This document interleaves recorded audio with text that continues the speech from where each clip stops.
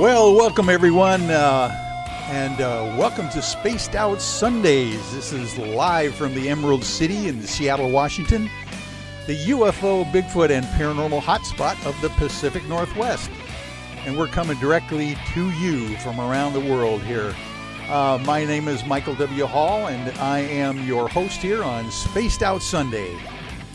Occupying the captain's chair tonight here at SOR headquarters. We welcome you to tonight's show, and including all of our listeners on the digital side at Revolution Radio.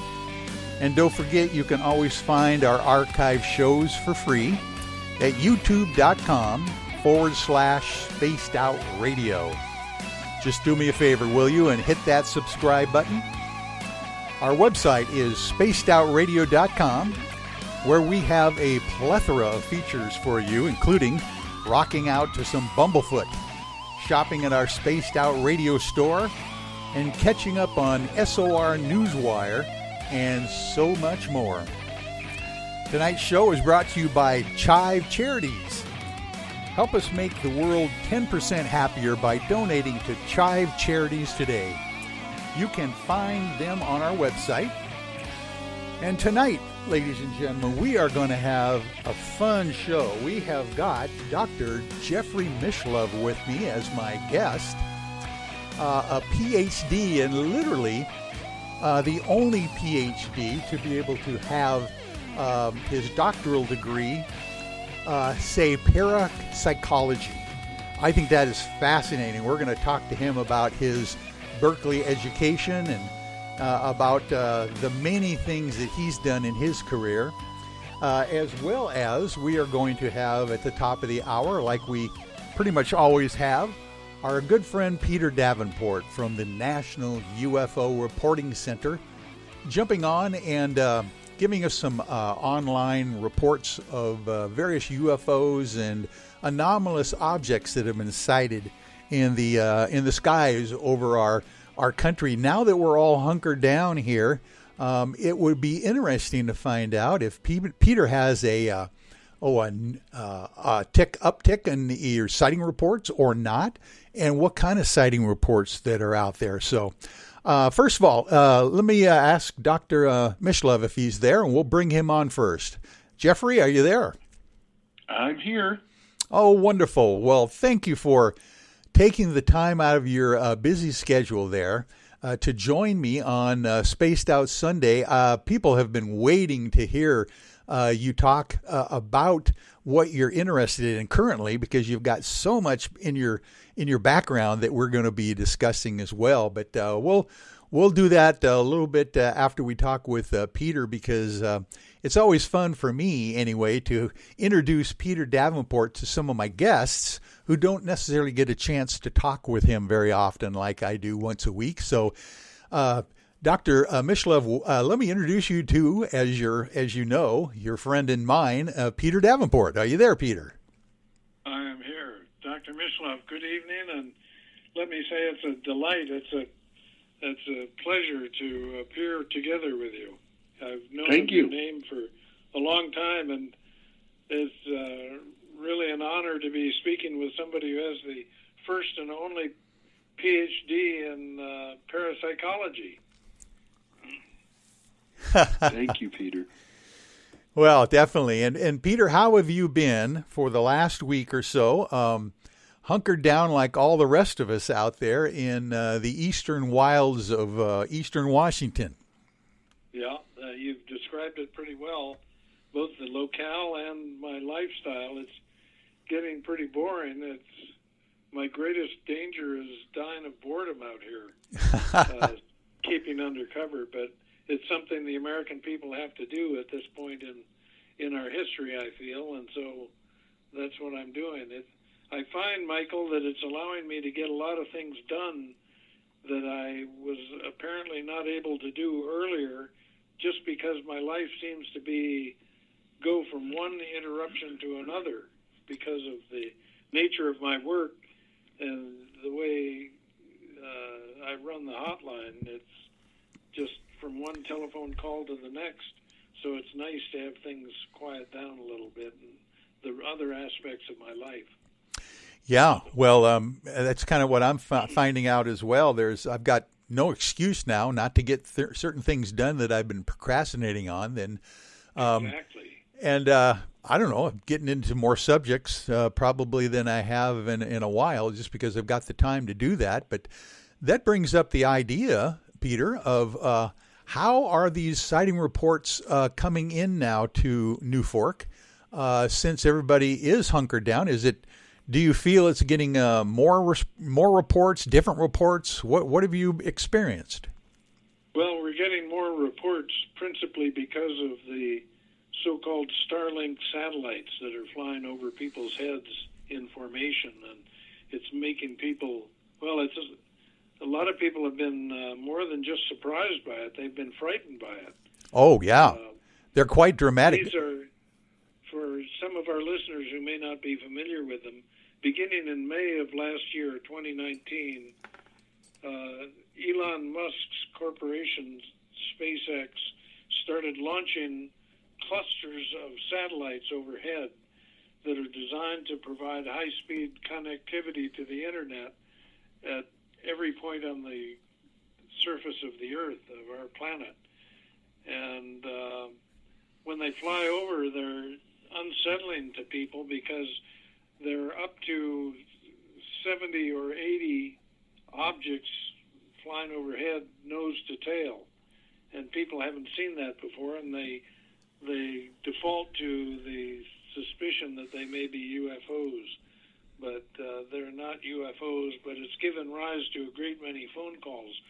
But the other more legitimate phone calls continue to roll in here, and I would say, I'm estimating now, Michael, but I would say that, if anything, they have increased over recent months.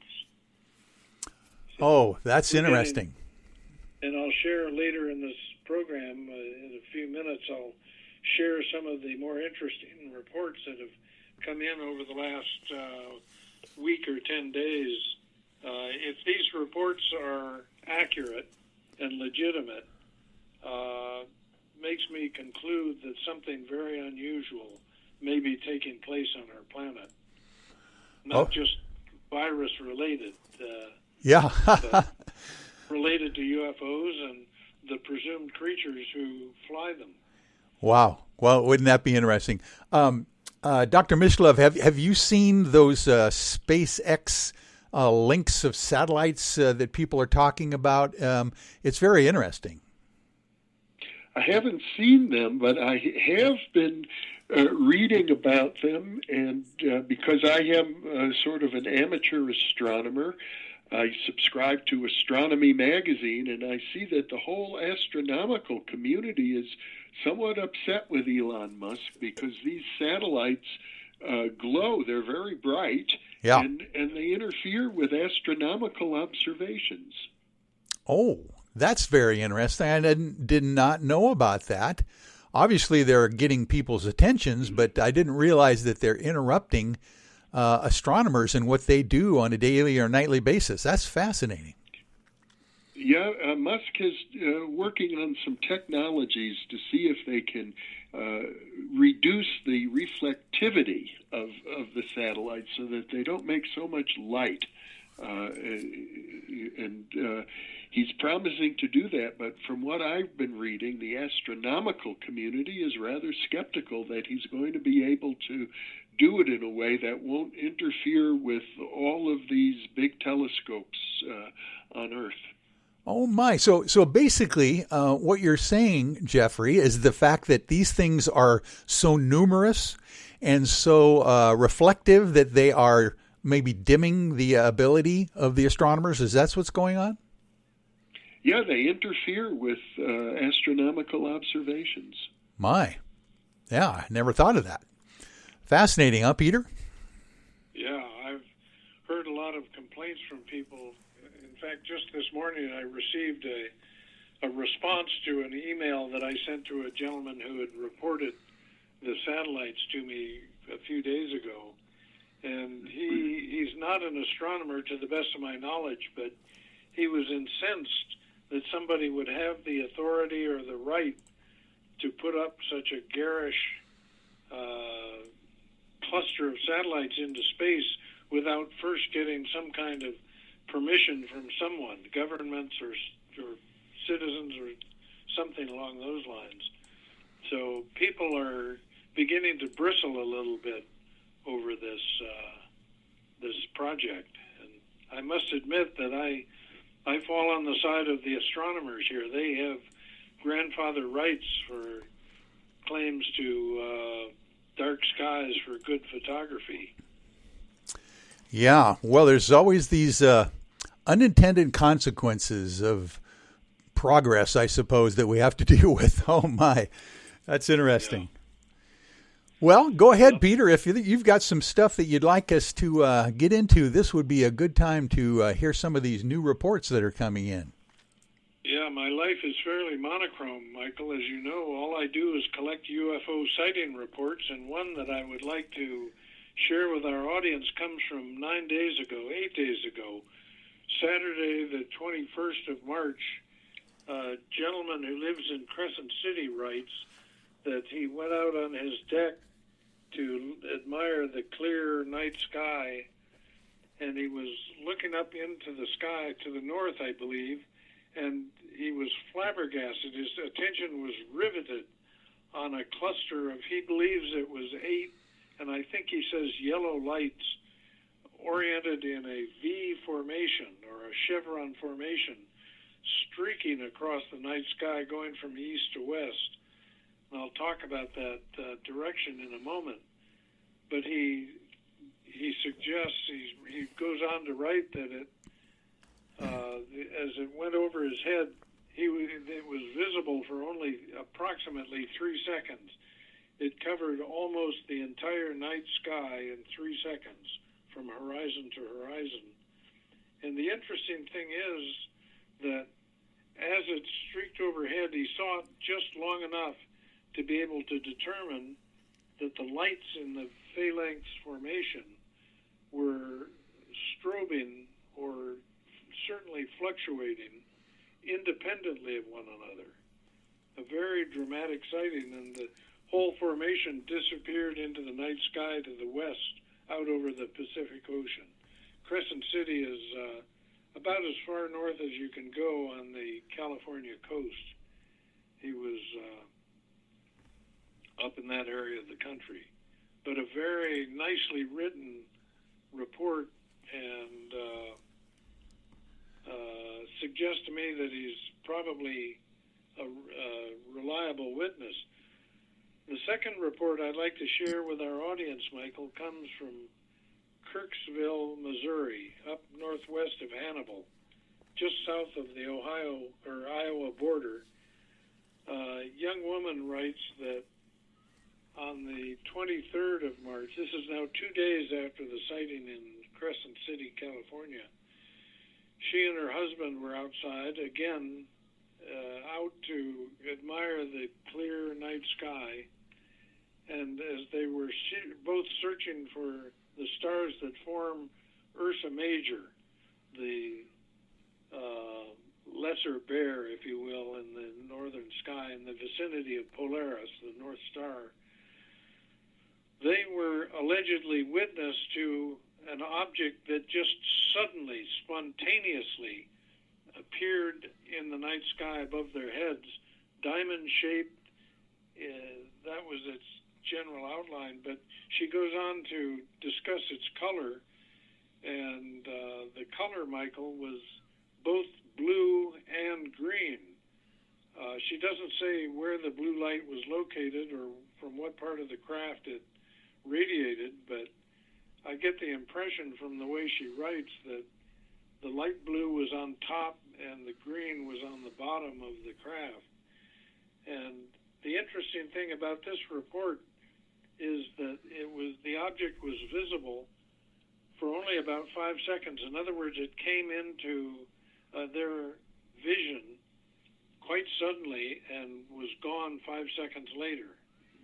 So wow, it's a very interesting, very nicely composed report, and I place a great priority or a great deal of credit on those reports that are submitted that are well written, and this is a nicely composed, nice And another obviously, report. those are the kind of things that we want to encourage people to do, is make their own online reports on your form at your website, right? Yeah. One of the hardest jobs of my life that I've ever had is trying to convince people, first of all, to report a UFO sighting. Most people don't.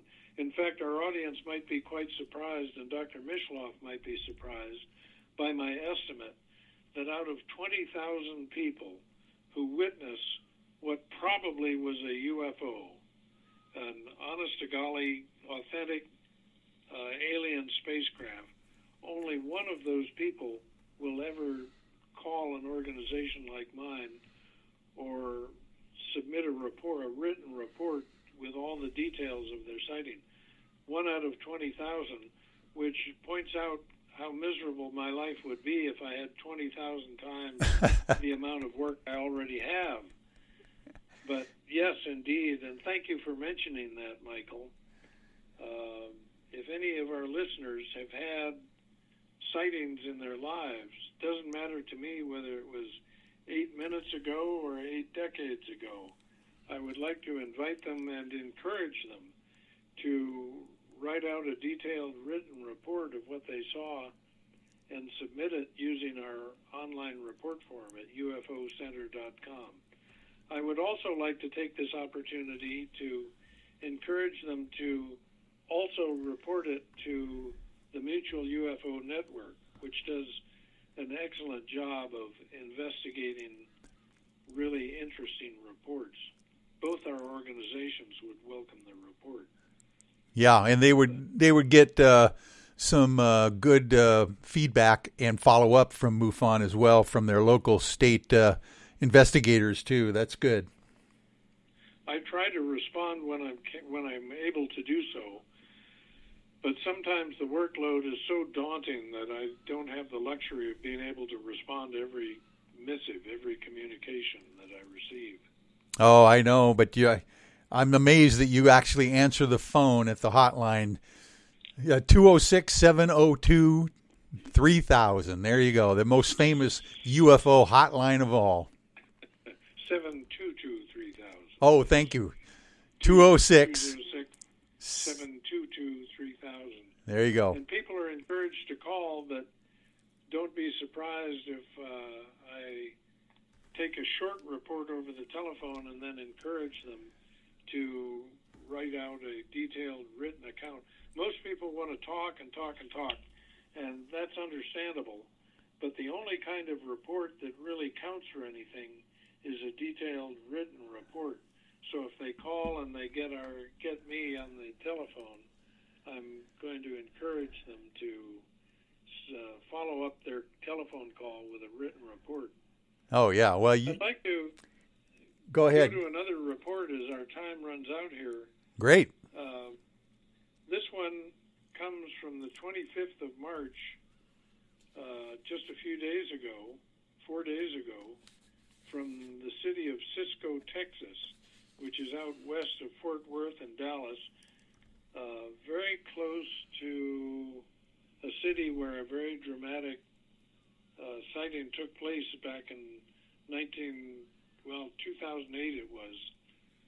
But a gentleman writes that he was driving on a very lonesome road, a rural road near Cisco, Texas on the 25th of March, when his attention was drawn to a very peculiar-looking light close to the horizon. It was a red strobing light, Michael, and he couldn't figure out what it was. Then he quickly realized that there was not just one, but two of them separated by perhaps 120 degrees from his vantage point. And as he watched them, the strobing stopped, became a solid red light, I believe he implies in his text. And they were going opposite directions. One was going from north to south, and the other south to north. I mention that fact because that fact in his report tends to rule out any kind of Chinese lantern or so-called sky lantern, because they would be drifting in the same direction. not in opposite directions. What those objects were, I suspect we will never know, but they sound intriguing, very interesting, and I can't, for the life of me, ascribe what he writes in great detail to any kind of terrestrial aircraft. So, yeah, reports like his come in all the time. A very low pulsing red light, or two of them, going in opposite directions. That's fascinating. Yeah. And he goes on to describe in great detail how they weren't strobing the way you see a strobe light on a commercial airliner, which gives a sudden burst of light. These were more like I would liken them to a lightning bug, in which the light builds up slowly, peaks, and then diminishes. I don't know that I've ever seen a terrestrial light that would do that. Yeah, especially being red. And, of course, this time of year, there are no lightning bugs out, so that rules out that for sure. Fascinating. Yeah, sure is. And one more case I'd like to share with our audience before we reach the bottom of the hour. This one comes from Trumansburg, New York, in Tompkins County, New York. Gentleman writes that on the 26th, that makes it just 3 nights ago, he was standing outside his house preparing to light a cigarette, I believe he writes, when all of a sudden his attention was drawn to a bright, spherical, apparently transparent sphere of light that came streaking out of the night sky. It suddenly stopped over his house, descended, reascended, and then streaked off in another direction, all taking place in a matter of less than a minute, he estimates. And it was close enough that his binocular vision allowed him to see the object relatively clearly and determine its distance from him. He estimates that it was not very high above the roof of his house, and it was extremely fast. He writes that he's never seen anything move as fast as that object did.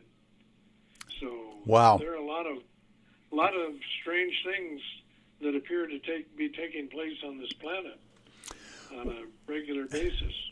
Well, there sure seems to be, and more and more people may be having time to capture these things in the night sky, even during the daytime as well. But Peter, thank you again for this wonderful report of coming to us with the latest and greatest off of the National UFO Reporting Center website. I would encourage people to go there and check their own neck of the woods of the reports that are happening on a nightly basis to make sure that that whatever they're seeing might be seen by someone else as well. Yeah, and thank you very much for affording me generous airtime. I love to talk about these events, and I sense that it's very important. I feel honored to appear with you and Dr. Mislove tonight to have an opportunity to share these strange events with our audience. Well, thank you again, Peter. And we are going to take a break now at the bottom of the hour, and we will be back with Spaced Out Sundays and my guest, Dr. Jeffrey Mislove. So hang in there with us. We'll be right back.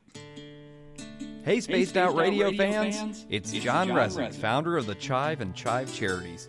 Our goal is to make the life of veterans, first responders, and those with rare medical conditions 10% happier.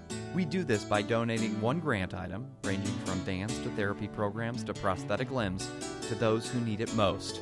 To contribute to Spaced Out Radio's official charity, head over to chivecharities.org and become a donor today.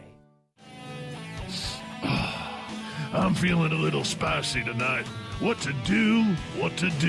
Why not get BUMBLEFOOT? 4 million Scoville units of pure hard rock.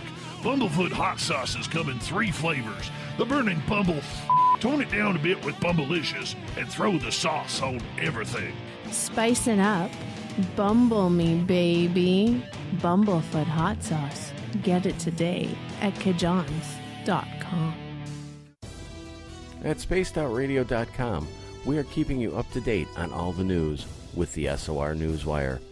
Captain Shirk leads the team that is bringing you the news of the day and exclusive stories on everything paranormal and supernatural. It's free to read, it's updated daily, and it's right there for you. The SOR Newswire is a one-stop shop for the news of the day. Check it out at spacedoutradio.com today.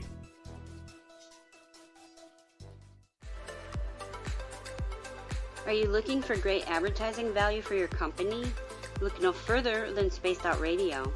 We have a multitude of places to get your name out there, including commercial ads during the show, special promotions, and banners on our website. Our audience is proven to support the companies that support our show.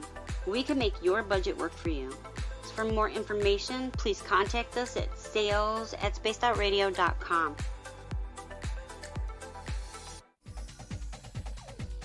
Hey everybody, the SOR Space Travelers is open. For just $5 a month, you can hang out with Dave and our crew privately in our members-only section. With your signing, you'll receive newsletters on what's going on with Spaced Out Radio. You'll have direct contact with the host during the show in our chat, live streaming videos, and a great forum for your posts and more. Become a space traveler now at spacedoutradio.com.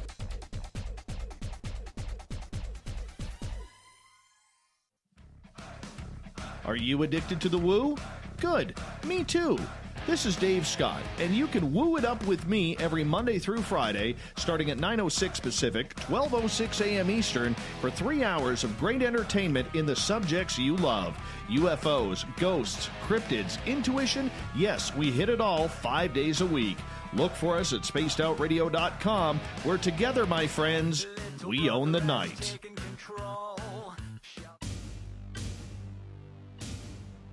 You wanted new SOR gear, and now you can have it. The SOR Vault is fully stocked with t-shirts, hats, hoodies, mugs, and everything in between, with great logos for you to choose from.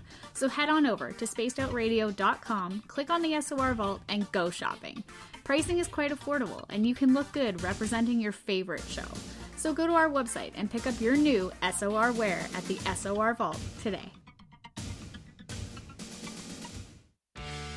Need that weekend supernatural fix? Look no further than Spaced Out Saturday right here at spacedoutradio.com. I'm Stacey Edwards. And I'm John Edwards. Each Saturday night, Stacey and I are going to bring you the best in paranormal, cryptids, UFOs, you name it, and we're going there. It's all about the experience and to share the knowledge with all of you. So tune us in every Saturday night on Spaced Out Saturdays, starting at 9:06 p.m. Pacific, 12:06 a.m. Eastern, only at spacedoutradio.com.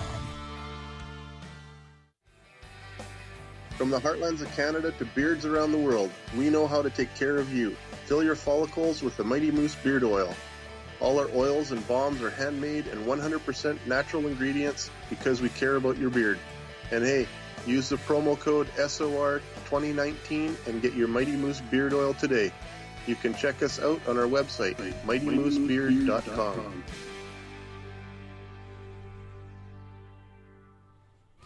We're adding to the entertainment online for Spaced Out Radio. I'm Amber Beckford, and I want to invite you to subscribe to our YouTube channel and check out Cryptid Tales, where I will take you on a journey into some of the strangest legends and lore from around the world, relaying stories to you of the strange creatures and experiences that people have had throughout time. You can find Cryptid Tales at youtube.com/spacedoutradio. And while you're there, don't forget to check out our free archives and leave a comment. See you there. Cold drinks, great food, and the best music in Vancouver. The Moose Vancouver is the place to be. Open until 2 a.m. nightly. Everything on the menu starts at just $6.95. Who serves food that cheap anymore? At the Moose, you'll never know who you'll run into. Rock stars, actors, athletes. It's the place everyone wants to be. So join us at the Moose Vancouver. The Moose Vancouver, the official party bar of Spaced Out Radio. Hello everyone. This is Ryan Stacy from the Experiencer Support Association, otherwise known as HESA. We're glad to team up with Spaced Out Radio to help investigate your experiences on the SOR Sightline report. Together, we'll investigate the strange sightings and occurrences you've had. We're looking for answers just like you. So fill out a Sightline report on the Spaced Out Radio website, and let's figure out what's going on together. Hello everyone. This is Ryan Stacy from the Experiencer Support Association, otherwise known as HESA. We're glad to team up with Spaced Out Radio to help investigate your experiences on the SOR Sightline report. Together, we'll investigate the strange sightings and occurrences you've had. We're looking for answers just like you. So fill out a Sightline report on the Spaced Out Radio website, and let's figure out what's going on together. Cold drinks, great food, and the best music in Vancouver.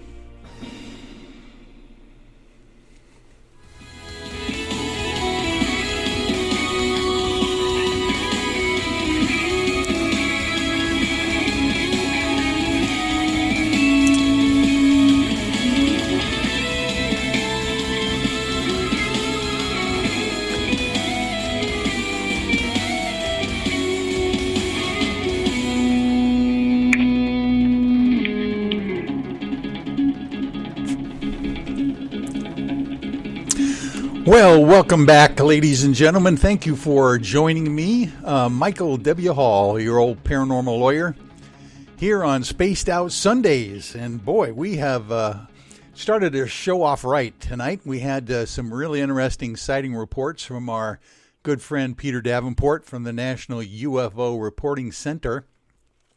And seems like things are heating up out there as far as UFO and UAP sighting reports are going, for sure, around the country.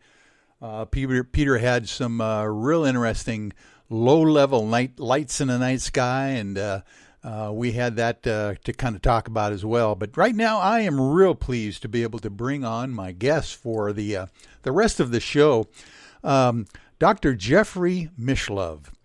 He is a licensed psychologist, and an accomplished radio and television interviewer, and one of the most erudite and articulate personalities in television. He is the author of an encyclopedic volume of consciousness studies called The Roots of Consciousness.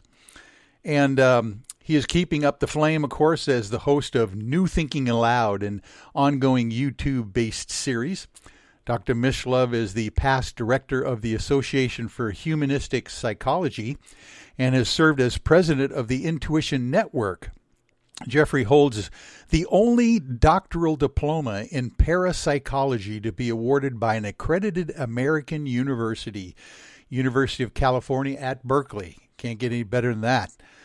A revision of his doctoral dissertation, Psi Development Systems, was released in 1988 as a Ballantine paperback book. The book evaluates methods purported to train psychic abilities. He is also an author of The PK Man. And this was interesting to me. I'd like to read this for you as well. Jeffrey teaches parapsychology to ministers in training with the Center for Spiritual Living, formerly the Church of Religious Science, through their Holmes Institute. His avocations including financial forecasting and hiking in the Mojave Desert and karaoke. What a well-rounded individual. And it's my pleasure to welcome Dr. Jeffrey Mislove to Spaced Out Sundays. Hello, Jeffrey. Hello, Michael. How are you? Oh, I'm just doing wonderful. My goodness. It's just a pleasure for me to have a fellow like you who has basically trailblazed, let me put it that way, the whole idea of the paranormal in mainstream science. Let's put it that way. How did you actually get the gumption to go to the powers that be at Berkeley and say, I would like to try to get a doctoral thesis done in parapsychology? That's a fascinating subject. Well, when I entered college at Berkeley, graduate school, I was in criminology because I had graduated with a bachelor's degree in psychology, and I had studied some criminology as an undergraduate, and they had programs in actually clinical psychology through the School of Criminology. So I was working in the psychiatric unit of San Quentin Prison. Whoa. Back in 1972, doing group therapy with murderers and rapists. But actually, even at that time, I had a strong interest in the paranormal and mysticism and intuition, magic, creativity, really the positive forms of human deviance rather than the negative. And after a while, it was getting rather depressing, to be honest, working with murderers and rapists, and I really wanted to switch over to the positive side. And the problem was that in a school like Berkeley, you could study psychopathology and crime. There were many opportunities for that, but there were no opportunities for studying the higher powers of the human mind. So I agonized over it, Michael, for months and months, trying to think through this problem. And then one day, I just knew the answer was going to come to me in a dream. Oh. And It was a feeling of certainty. The answer will come tonight in a dream. And actually, that's exactly what happened. I had a dream in which I was visiting some friends of mine who lived across town in married student housing in Berkeley, Peter and Marcy Hartman. And I knocked on the door of their apartment in my dream. They were not home, and I found a key, let myself into their apartment, walked into the middle of the living room, where I found, in the dream, a magazine sitting in the middle of their living room floor, and I picked it up in the dream, paging through it. The magazine was named I, E-Y-E. And as I was paging through that magazine, I woke up with this exhilarated feeling like, wow, this is it, I have the answer. But because I had no idea what it meant, I actually acted out the dream. I put on my tennis shoes, ran across town 5 miles to this apartment, knocked on the door, and as I had dreamt, nobody answered, and it turned out I knew that they kept a key under the doormat. So I found that key. I let myself into their apartment, walked into the living room. Right in the middle of the living room floor was a magazine. And I picked it up and started paging through it. And an interesting dream distortion, you might say. The name of the magazine in my dream was I, E-Y-E, but the actual magazine was named Focus.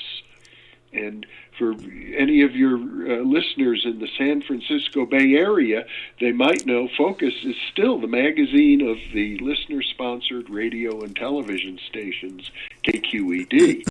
And while I was paging through that magazine, it dawned on me I could pursue my interests by getting involved in the nonprofit segment of the media, which was a big change because in those days I was a long-haired hippie. I didn't own a radio or a television, and I even had this attitude that I thought all electronic communication was phony baloney, and the only authentic communication was face-to-face.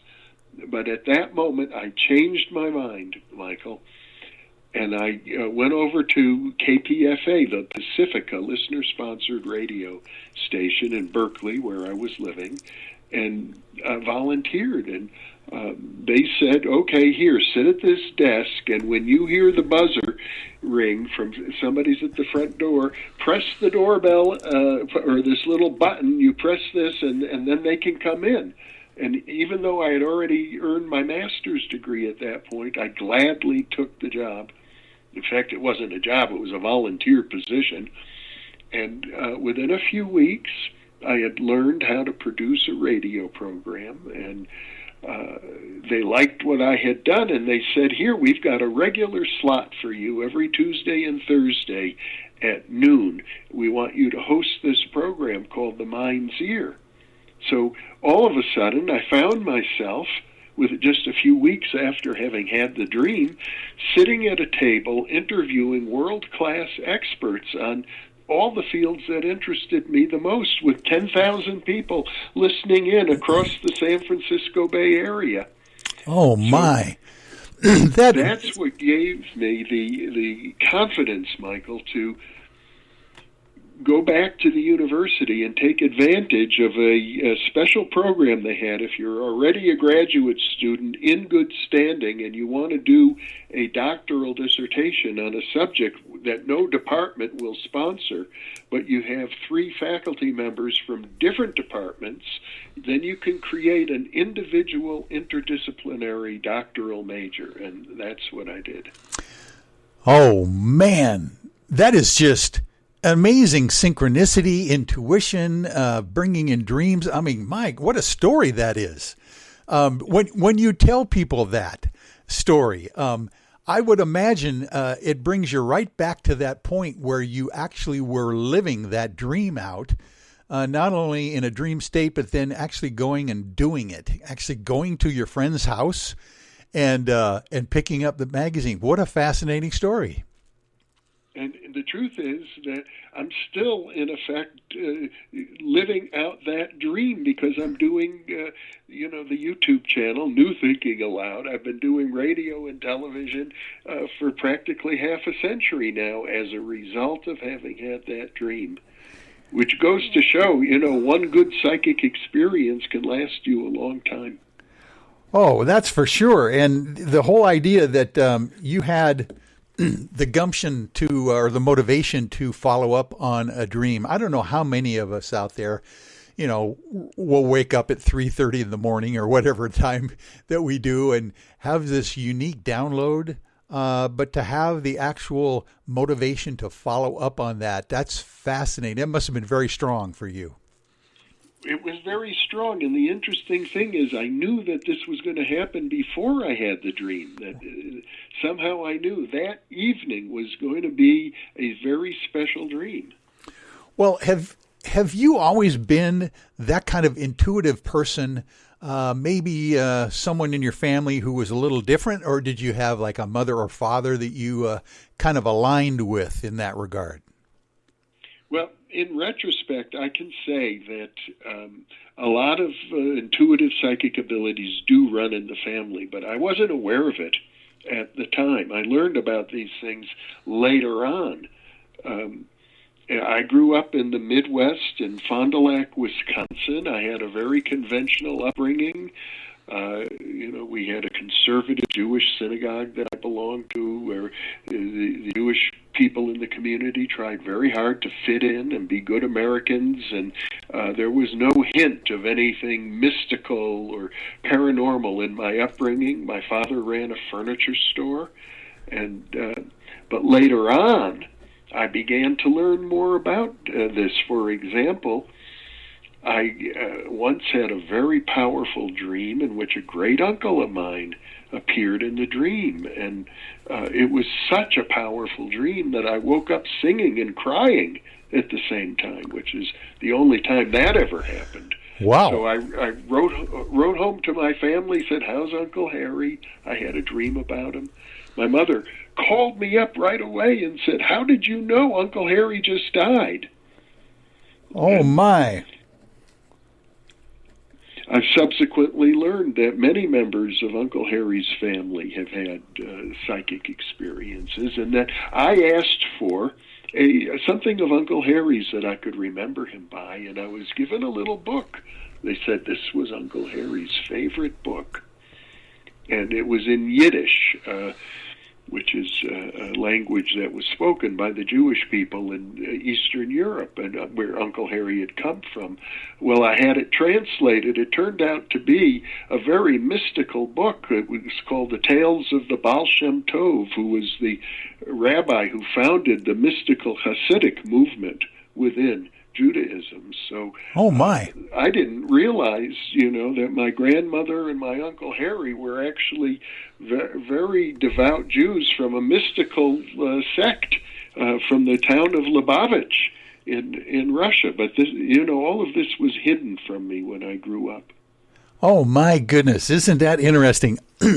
That's fascinating that your heritage comes from Russia as well.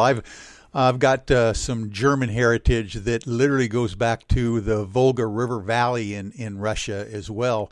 And I've got some stories of interesting folks back there as well coming to the United States. But isn't it something how we seemingly live out our lives in some respects without knowing the background history of our own DNA? And finding that out must have been quite fascinating for you. Yeah, and, because I suppose of people didn't keep good records or because of the Holocaust, I really know very little about my family background beyond, let's say, my great-grandparents. Yes, yeah, I think most of us are in that boat, but especially, oh my gosh, your genealogy would have been quite interrupted in that regard as well. So, gosh. I'm so glad that you're able to share these stories with us. Gives you a whole lot of depth to your abilities and your background of how you actually even were motivated to get into this field. It sounds like you didn't have a major sighting of a paranormal activity or anything like that. It was just something that was ingrained in you from your youth, it sounds like. Well, I suppose I had a philosophical mind. I wrote a book called The Roots of Consciousness that you mentioned in the introduction. And in the preface to that book, I wrote about an experience I had as a child at the age of 10. I would get up on the roof of our house. I climbed up on the roof and I would sit there and look out over the city. And I think to myself, why am I me? How did I end up in this body? All these other people are walking around and they're in their bodies, but I'm in this body. And it's just sort of like the mystery of being was sort of echoing through my mind, even as a 10-year-old child. Oh, yeah. Yeah, it's, I have these same experiences myself, I think, growing up. I always seem to have that different perspective, I think, than most of my peers. Like you said, what are we doing here?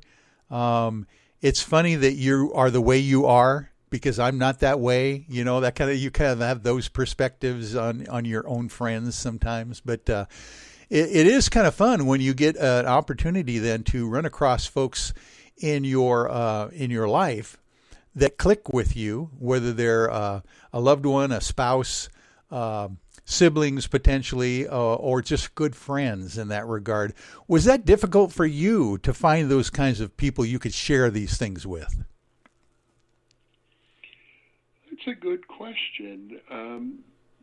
I actually don't think it was, and part of the reason is this, because when I was a college student, even an undergraduate, I did a senior honors thesis on the psychology of religious mysticism. I started out being quite skeptical, to be honest. I thought this religious mysticism is some form of psychopathology. People imagine that they see ghosts and have these paranormal experiences, but I'll write about, how sick they are.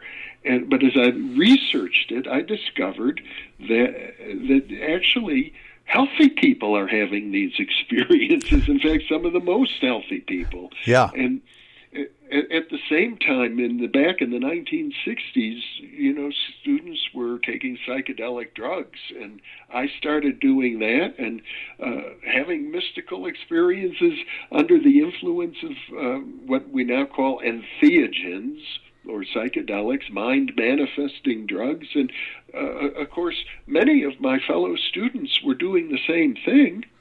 And there was a growing interest in meditation and yoga and dream analysis, altered states of consciousness, higher states of consciousness, cosmic consciousness, parapsychology.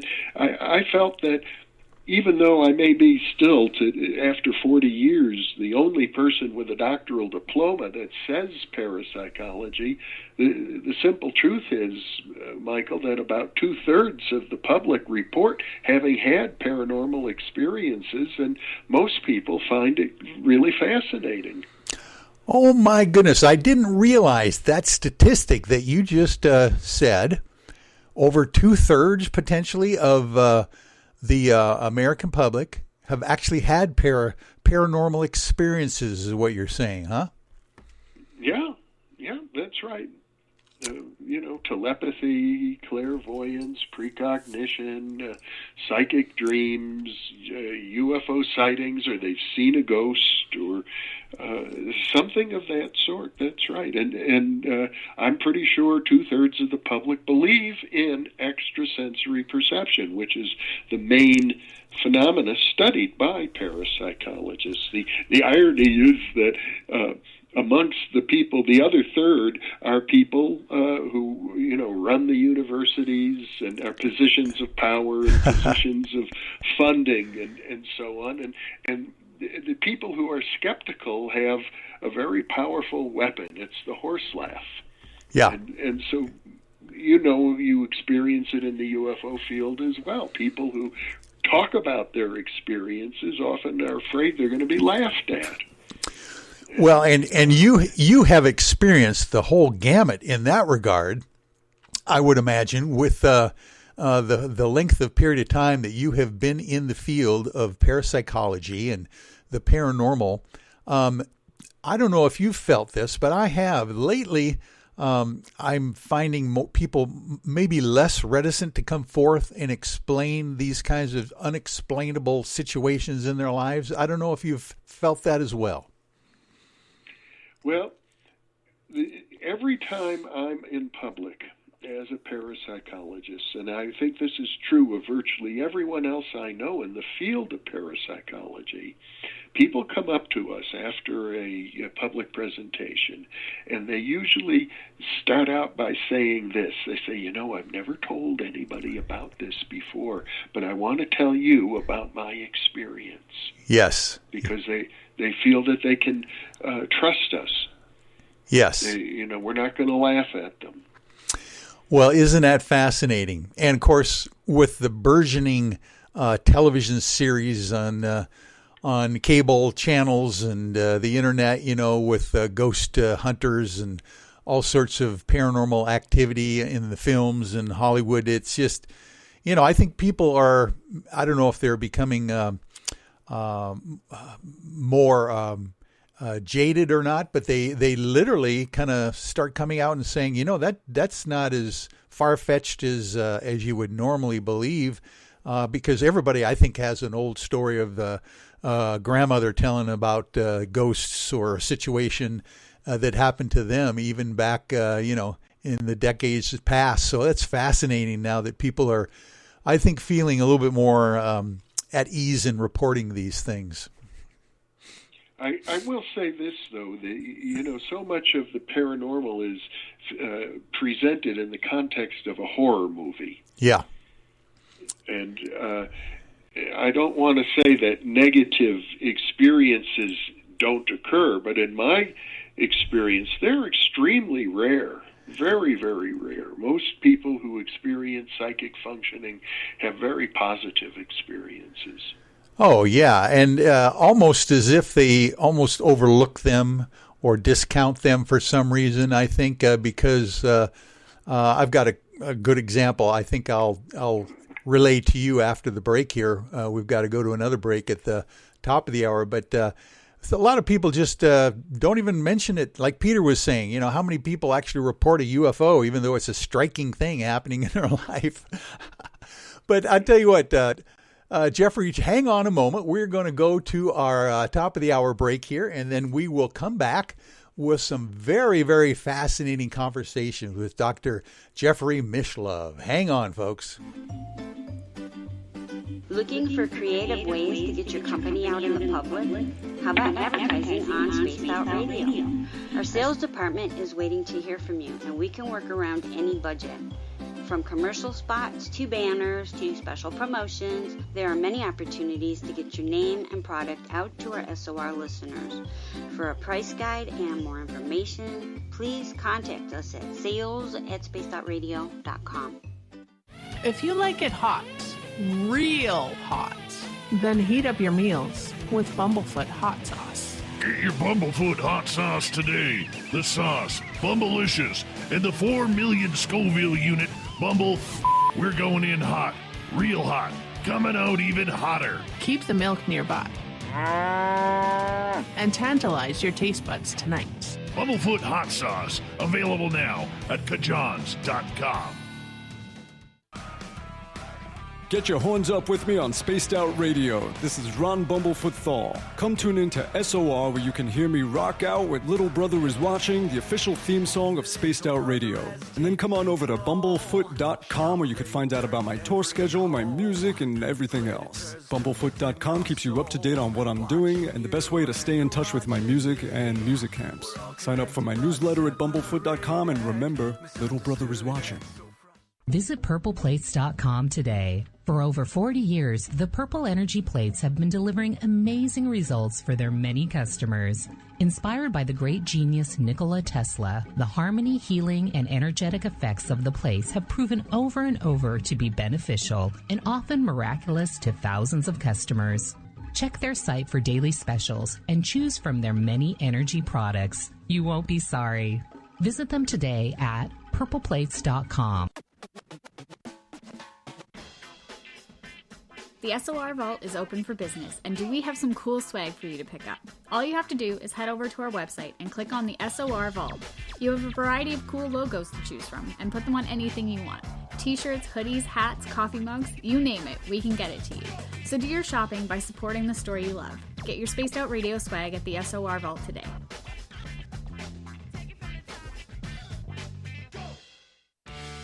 Hey everyone, I'm John Edwards. And I'm Stacey Edwards. Together we're taking over Saturday nights on Spaced Out Radio, where we're going to bring our own experiences of the paranormal and talk to the best people we can find to help bring you answers to your strange tales. We're here to entertain your need for weekend woo!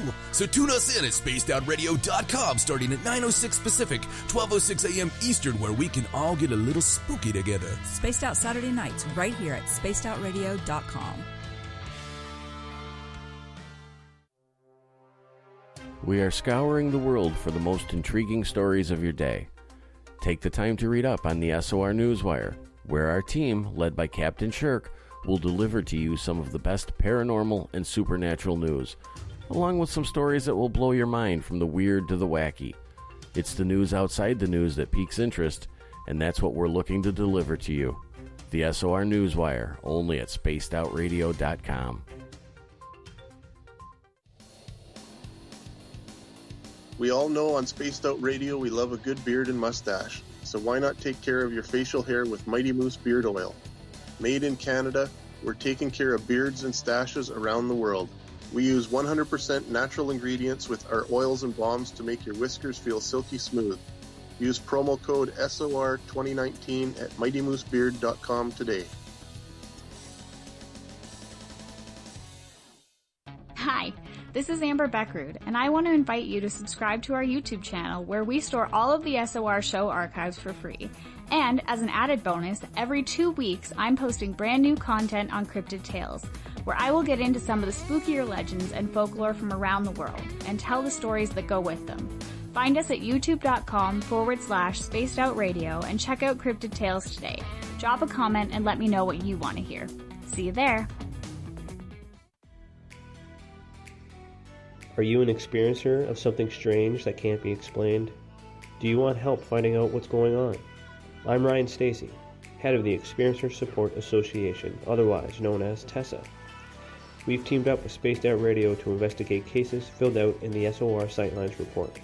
We are independent and there's no cost to what we do. All we need is your experience. Let's find out what's happening together on the SOR Sightlines report. Hey, space travelers, this is John Resig, founder of the CHIVE and CHIVE Charities. If you know anything about our website, you know we like to do things a little differently. We're not some faceless organization collecting money for a nebulous cause. Our donor dollars go directly toward life-improving items. Then we give those items directly to an underdog who needs it most. To become a donor with Spaced Out Radio's official charity, CHIVE Charities, just go to chivecharities.org/donate. For the price of 1 cup of coffee a month, you can become an SOR Space Traveler. The Space Travelers Club is a place where you can interact with other listeners, either live during the show or on our great forum. We want your stories, pictures, comments, and ideas. You'll get live video streams, exclusive content, and be a part of our newsletter. Stay in touch with everything SOR. The Space Travelers Club is just $5 a month at spacedoutradio.com. Hi there, this is Dave Scott, and I'm bringing you the woo every Monday through Friday on Spaced Out Radio. I'm going all out to bring you the strangest, oddest stories and subjects I can find for your entertainment. Why? Because when we hit peak woo, I know I've done my job. So come tune us in at spacedoutradio.com, 9:06 Pacific, 12:06 a.m. Eastern, and together, my friends, we own the night.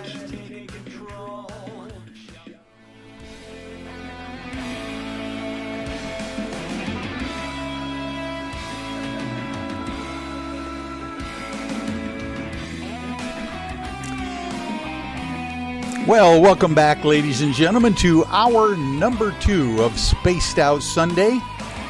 I am your host, the paranormal lawyer, Michael W. Hall. Thanks for joining me, and we welcome back everyone listening in on our terrestrial affiliates, WQEE 99.1 FM in Noonan, Georgia, and UPRN 107.7 FM in New Orleans. And on the digital side, we are very proud to be on Revolution Radio. And don't forget, you can always check us out. Our free archives are at youtube.com/spacedoutradio. Do me a favor and hit that subscribe button. Our website is spacedoutradio.com, where we have a plethora of features for you, including rocking out to some Bumblefoot, shopping at our Spaced Out Radio store, and catching up on the SOR Newswire. So please join us there anytime you'd like. And we are back, ladies and gentlemen, with a fascinating show with Dr. Jeffrey Mislove. And I am excited to get into some of the more details of the parapsychology, the paranormal, and the actual studying of that. Dr. Mislove is the only Ph.D. doctoral person who has a doctorate in the parapsychology. Literally. So this is a fascinating opportunity for the old paranormal lawyer to talk to the paranormal psychologist as well. So, Jeffrey, welcome back to the show. Thank you, Michael. Oh, this is real fascinating for me. I was mentioning at the top of or the bottom of the or the top of the hour before I went to the break there that I had a small paranormal experience in my own family that I'd like to relate to you, and kind of gives you an idea of how things happen to all of us, I think, in this regard, that we just don't really even spread around very often. But I was one Saturday morning, at home there with my kids, and one of my daughters was about 10 years old at the time, and I'm sitting there doing the dad thing, doing the pancakes on Saturday morning for the family. And she's sitting there having a small bowl of cereal before I come up with the big pancake breakfast, kind of staring at the cereal box. And she just, out of the blue, tells me, so, when are you going to clean out the motorhome? Which was untypical for my daughter to even worry about the motorhome, let alone say anything about it. And I looked at her and going, wow. And she was not even kind of there. She was just kind of in a fog. When suddenly my wife at the time reaches her head around the corner, looks at my daughter. Her face was ashen. Literally, she said, oh my goodness. She said, that's exactly what I was just going to ask you about the motorhome. When are you going to clean it out? So that was a fascinating experience for me to have one of my own children show some psychic ability, I think, in that regard. A very interesting experience, and it's actually quite common, telepathy between parents and children. And in fact, my old friend, the late psychiatrist Dr. Berthold Schwartz, wrote a whole book called Parent-Child Telepathy. Oh, that would be a fascinating book to read. I didn't realize that it was that prevalent, and you would think, why not? These are our own DNA that we're raising there. Yes, and besides, the emotional bond is very important. People seem to have more telepathic experiences when there's a very strong emotional bond. Oh, I'll bet. Loved ones, like you said, your uncle, when he passed on, you seem to have experienced some kind of a connection in that regard. And people in families, even just spouses, I would imagine, anybody with a connection like that would be more, what is it? It's non-locality. It's the ability to be able to communicate somehow, either emotions or thoughts or whatever, at a spooky distance. I suppose that's a good way to put it. The field of quantum physics now gives us good reason to believe that we're all interconnected, that this whole distinction that we have between inside and outside, almost everybody, conventionally speaking, thinks of the world as me and everything else. Yeah. But actually, it's all one. And it kind of goes against common sense, but we're all interconnected with each other, and we break down the barriers when there's a good emotional connection. Otherwise, I think we try to protect ourselves. We don't want other people to know what's really going on inside of us, and especially when other people are suffering, we don't really want to have to experience that ourselves either. Oh, I would imagine that we have quite a lot of protection mechanisms, that protect us from getting too close to people as well. That'd be kind of the flip side of the coin. Yeah.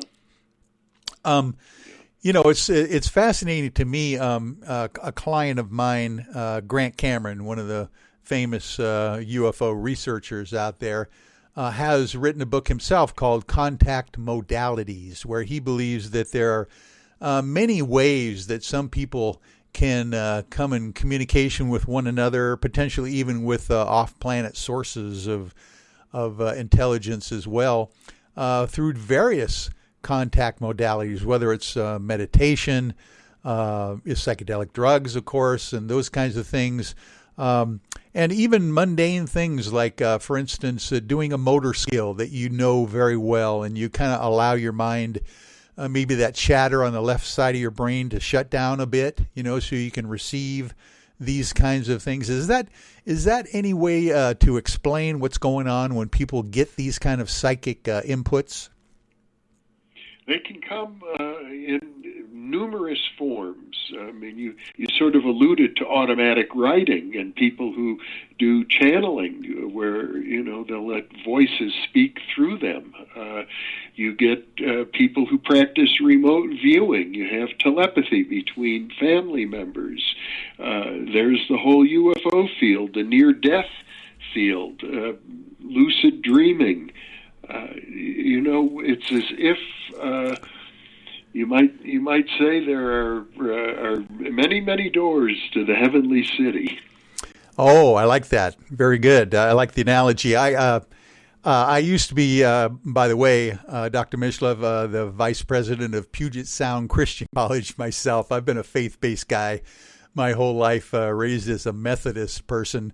But I was always that kid in Sunday school class who'd be asking the weird questions about the Old Testament, the New Ezekiel's wheel, and what's up with that, and the whole idea of, God's sons coming down and having, babies with the children of the women on earth. I was just always fascinated with subjects like that, kind of keeping my mind hopefully on the target, but always interested in the paranormal as well growing up. So fascinating for me to be able to talk with a person like yourself who has a scientific background in this area.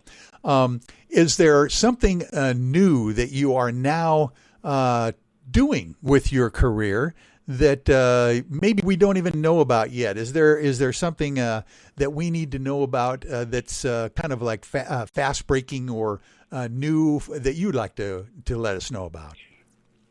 Well, I wish I could say that there's some real exciting, fast-breaking news. I think if you had asked me that 40 years ago, I would have said yes. But I've come to the conclusion, Michael, that progress in parapsychology is going to be very slow, actually.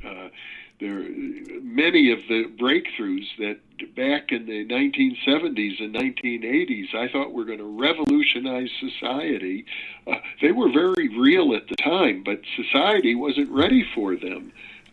At the same time, my friend, and I think you probably know of, Jacques Vallée, famous UFO researcher. Oh, my. Was also a pioneer in the Internet, and he remembers those days, and he said back then he saw that the Internet had enormous potential to change society, as did parapsychology and ufology, and we can look back now and say, yes, the Internet did change society, but these other disciplines have yet to do so, and it's because they're more profound even than the Internet, and much more profound, and because they're so profound, the society isn't yet ready to integrate them. You know, that's a very good point. It does take a long time for the 80-20 rule to kind of like catch up. You know, there are 80% of the folks out there that are just kind of following along, maybe the 20% that might be a little bit pushing the envelope out there. But I think you're right. There's even a 80-20 rule, I believe, in the top 20% as well that just takes a while to get there. And I think us baby boomers, at least that's what my generation is slowly but surely changing. But it's gonna take us a while, I think, to get there. That brings up the issue, though, of the new AI, you know, and how that is going to integrate with the Dr. Valet with the computer, pioneer and all those kinds of things. Now, obviously, these people are thinking of combining the whole idea of computers and artificial intelligence and bringing into the biological sphere of humans themselves. Have you ever gotten into that kind of bailiwick of the idea of human development? Well, I've done several interviews dealing with that subject from many different angles.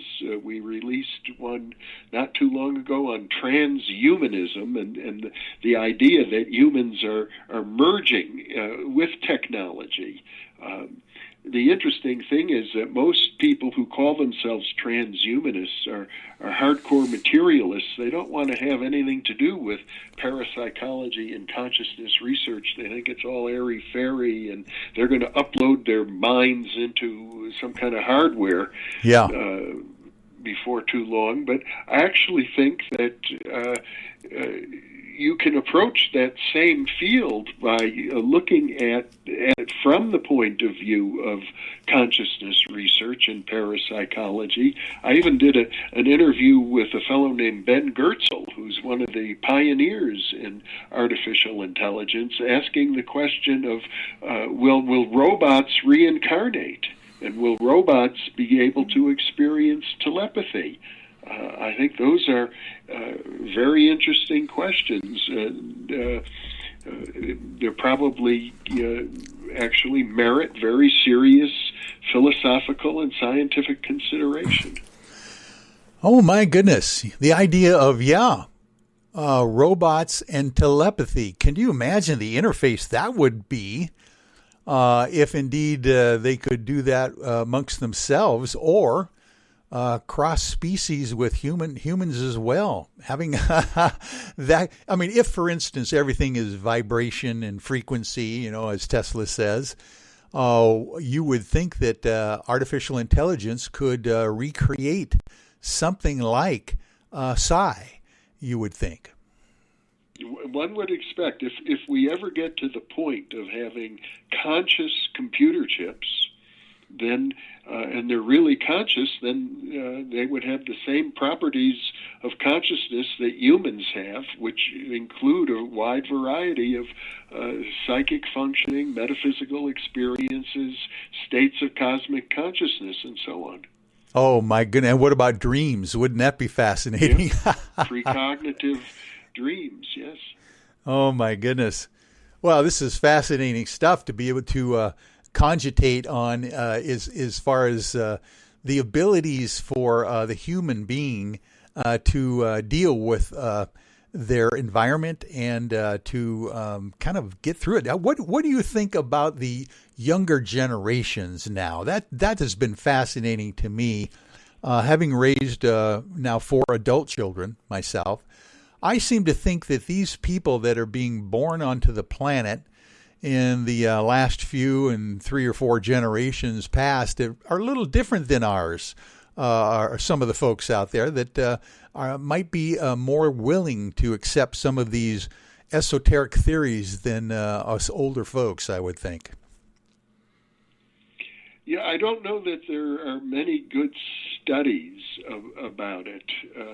There was some very interesting research showing a researcher in England named Ernesto Spinelli did some studies looking at young children and their telepathy, and it seemed as if the most telepathic age was around 4 years old. It gradually began to diminish, starting with the age of 4, and by the time you get to be an adult, it's practically all gone. You just have occasional psychic experiences.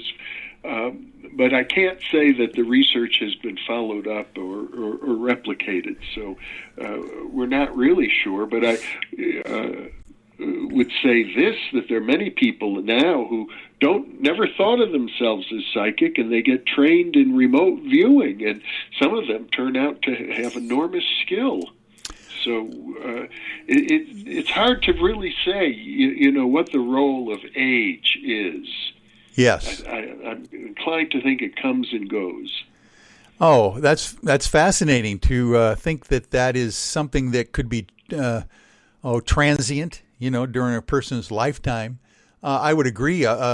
Just what I know of, you know, the kids when I raised my own children, that they seem to be more connected to something larger as a child. I think the child, like a person that we raise as our young children are very unique at that point. Like you said, 4, 5 years old.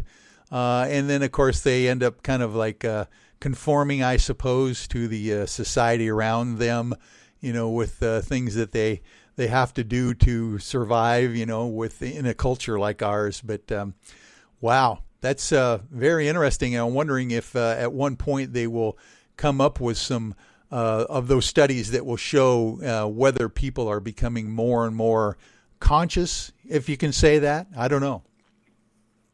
Well, I think one thing is important to understand, and that is that very, very slowly the research in parapsychology is achieving acknowledgement. For example, in August of 2018, less than 2 years ago, the American Psychologist, which is the flagship publication of the American Psychological Association, an organization which has traditionally been very skeptical, if not out-and-out hostile, to parapsychology, published a meta-analysis of over 1,400 different experiments in parapsychology and concluded they were overwhelmingly statistically significant.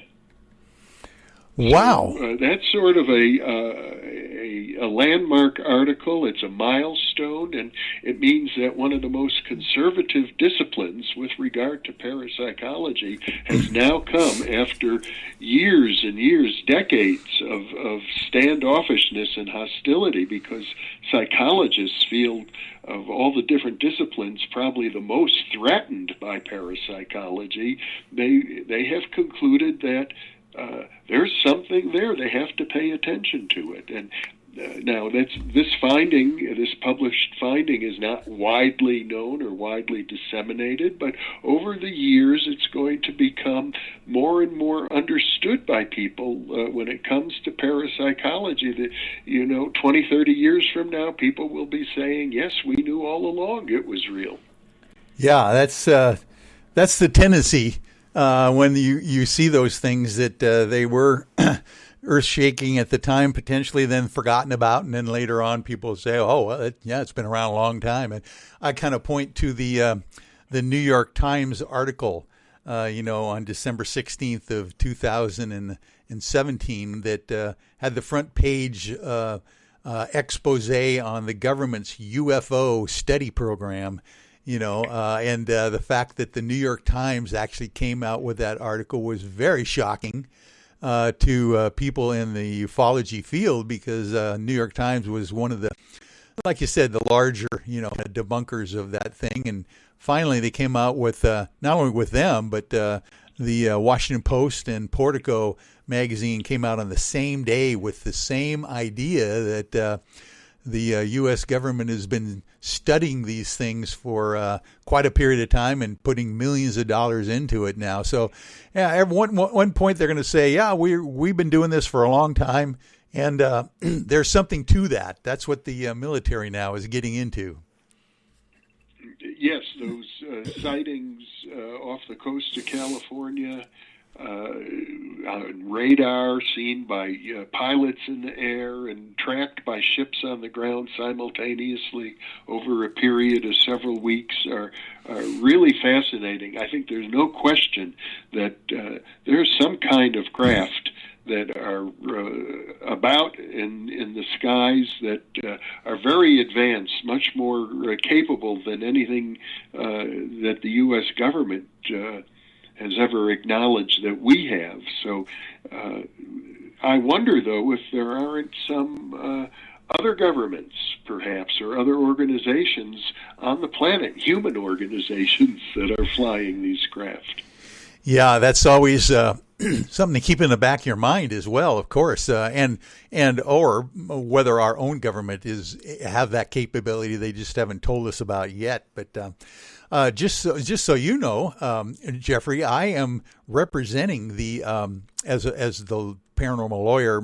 A lot of my friends are the veterans from the USS Nimitz and the Princeton. Chief Petty Officer Kevin Day and Jason. And some of these guys that have been veterans of that Tic Tac UFO sighting are planning to go back out again this December with a ship and scientific sensing gear to see if they can actually track those Tic Tac UFOs down again. And here's a fascinating thing that you might be interested in. There was some studies done after the original 2004 Tic Tac UFO sightings that literally spanned about a 10-day sighting area in November of that year. They found out that basically these sightings were kind of coinciding with the whale migrations in the area as well, off the coast of Catalina Island in San Diego. So there might be some connection they're thinking, and they're basically planning going back out during the whale migrations this year to see if they can spot these things again. Well, I'll be very interested to learn what you find. Yeah, well, it'll be all over the news if we find something, that's for sure, especially if it's a Tic Tac shape. Oh, my goodness. Well, this has been fascinating. We've got another break to come to take right now, so we will be back in just a few moments with Dr. Jeffrey Mislove, ladies and gentlemen. Hang on. Cold drinks, great food, and the best music in Vancouver. The Moose Vancouver is the place to be, open until 2 a.m. nightly. Everything on the menu starts at just $6.95. Who serves food that cheap anymore? At the Moose, you'll never know who you'll run into. Rock stars, actors, athletes. It's the place everyone wants to be. So join us at the Moose Vancouver. The Moose Vancouver, the official party bar of Spaced Out Radio. Hey, space travelers, this is John Resig, founder of the CHIVE and CHIVE Charities. If you know anything about our website, you know we like to do things a little differently. We're not some faceless organization collecting money for a nebulous cause. Our donor dollars go directly toward life-improving items. Then we give those items directly to an underdog who needs it most. To become a donor with Spaced Out Radio's official charity, CHIVE Charities, just go to chivecharities.org/donate. Hello, this is your guitar man, Ron Bumblefoot Thaw, and I have to tell you, I love the response I get for Little Brother Is Watching from Spaced Out Radio fans. It's amazing how music can inspire and make people think deeper about what's going on in the supernatural world. You can head over to my website, bumblefoot.com, to check out my music, my guitar workshops, my touring, even check out some of the hot sauces that I'm working on. And make sure you keep on listening, because with Spaced Out Radio, you know Little Brother is watching. We're adding to the entertainment online for Spaced Out Radio. I'm Amber Beckrud, and I want to invite you to subscribe to our YouTube channel and check out Cryptid Tales, where I will take you on a journey into some of the strangest legends and lore from around the world, relaying the stories to you of the strange creatures and experiences that people have had throughout time. You can find Cryptid Tales at youtube.com/Spaced Out Radio. And while you're there, don't forget to check out our free archives and leave a comment. See you there. Hey everybody, the SOR Space Travelers is open. For just $5 a month, you can hang out with Dave and our crew privately in our members-only section. With your signing, you'll receive newsletters on what's going on with Spaced Out Radio. You'll have direct contact with the host during the show in our chat, live streaming videos, and a great forum for your posts and more. Become a space traveler now at spacedoutradio.com.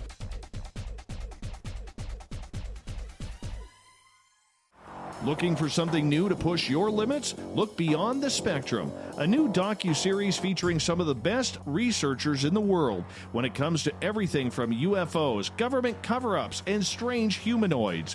Truth seekers Stephen Bassett, Jeff Meldrum, Jack Kasher, and Stanton Friedman, among others, all chip in to bring their knowledge to you. Beyond the Spectrum can be found on Amazon as well as Tubi TV. Tell us what you think on our Amazon page. Are you looking for great advertising value for your company? Look no further than Spaced Out Radio. We have a multitude of places to get your name out there, including commercial ads during the show, special promotions, and banners on our website. Our audience is proven to support the companies that support our show. We can make your budget work for you. So for more information, please contact us at sales@spacedoutradio.com. At spacedoutradio.com, we are keeping you up to date on all the news with the SOR Newswire. Captain Shirk leads the team that is bringing you the news of the day and exclusive stories on everything paranormal and supernatural. It's free to read, it's updated daily, and it's right there for you. The SOR Newswire is a one-stop shop for the news of the day. Check it out at spacedoutradio.com today.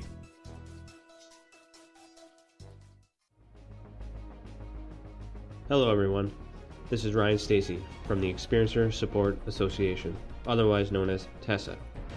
We're glad to team up with Spaced Out Radio to help investigate your experiences on the SOR Sightlines Report. Together, we'll investigate the strange sightings and occurrences you've had. We're looking for answers just like you. So fill out a Sightlines report on the Spaced Out Radio website and let's figure out what's going on together. Need that weekend supernatural fix? Look no further than Spaced Out Saturday right here at spacedoutradio.com. I'm Stacey Edwards. And I'm John Edwards. Each Saturday night, Stacey and I are going to bring you the best in paranormal, cryptids, UFOs, you name it, and we're going there. It's all about the experience and to share the knowledge with all of you. So tune us in every Saturday night on Spaced Out Saturdays, starting at 9:06 p.m. Pacific, 12:06 a.m. Eastern, only at spacedoutradio.com. Hello, Space Travelers. It's me again, Carl. Don't forget to join the Space Travelers Club for just $5 a month and follow Spaced Out Radio on Twitter at Spaced Out Radio. Our Instagram, Dave Scott SOR. Our Facebook page is Spaced Out Radio Show. Our archives are free at youtube.com/Spaced Out Radio. Come woo it up with Spaced Out Radio today. Bye!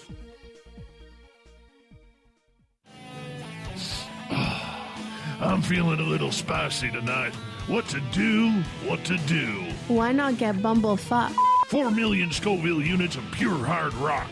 Bumblefoot hot sauces come in 3 flavors. The burning Bumble. Tone it down a bit with Bumblelicious and throw the sauce on everything. Spice it up. Bumble me, baby. Bumblefoot hot sauce. Get it today at kajans.com.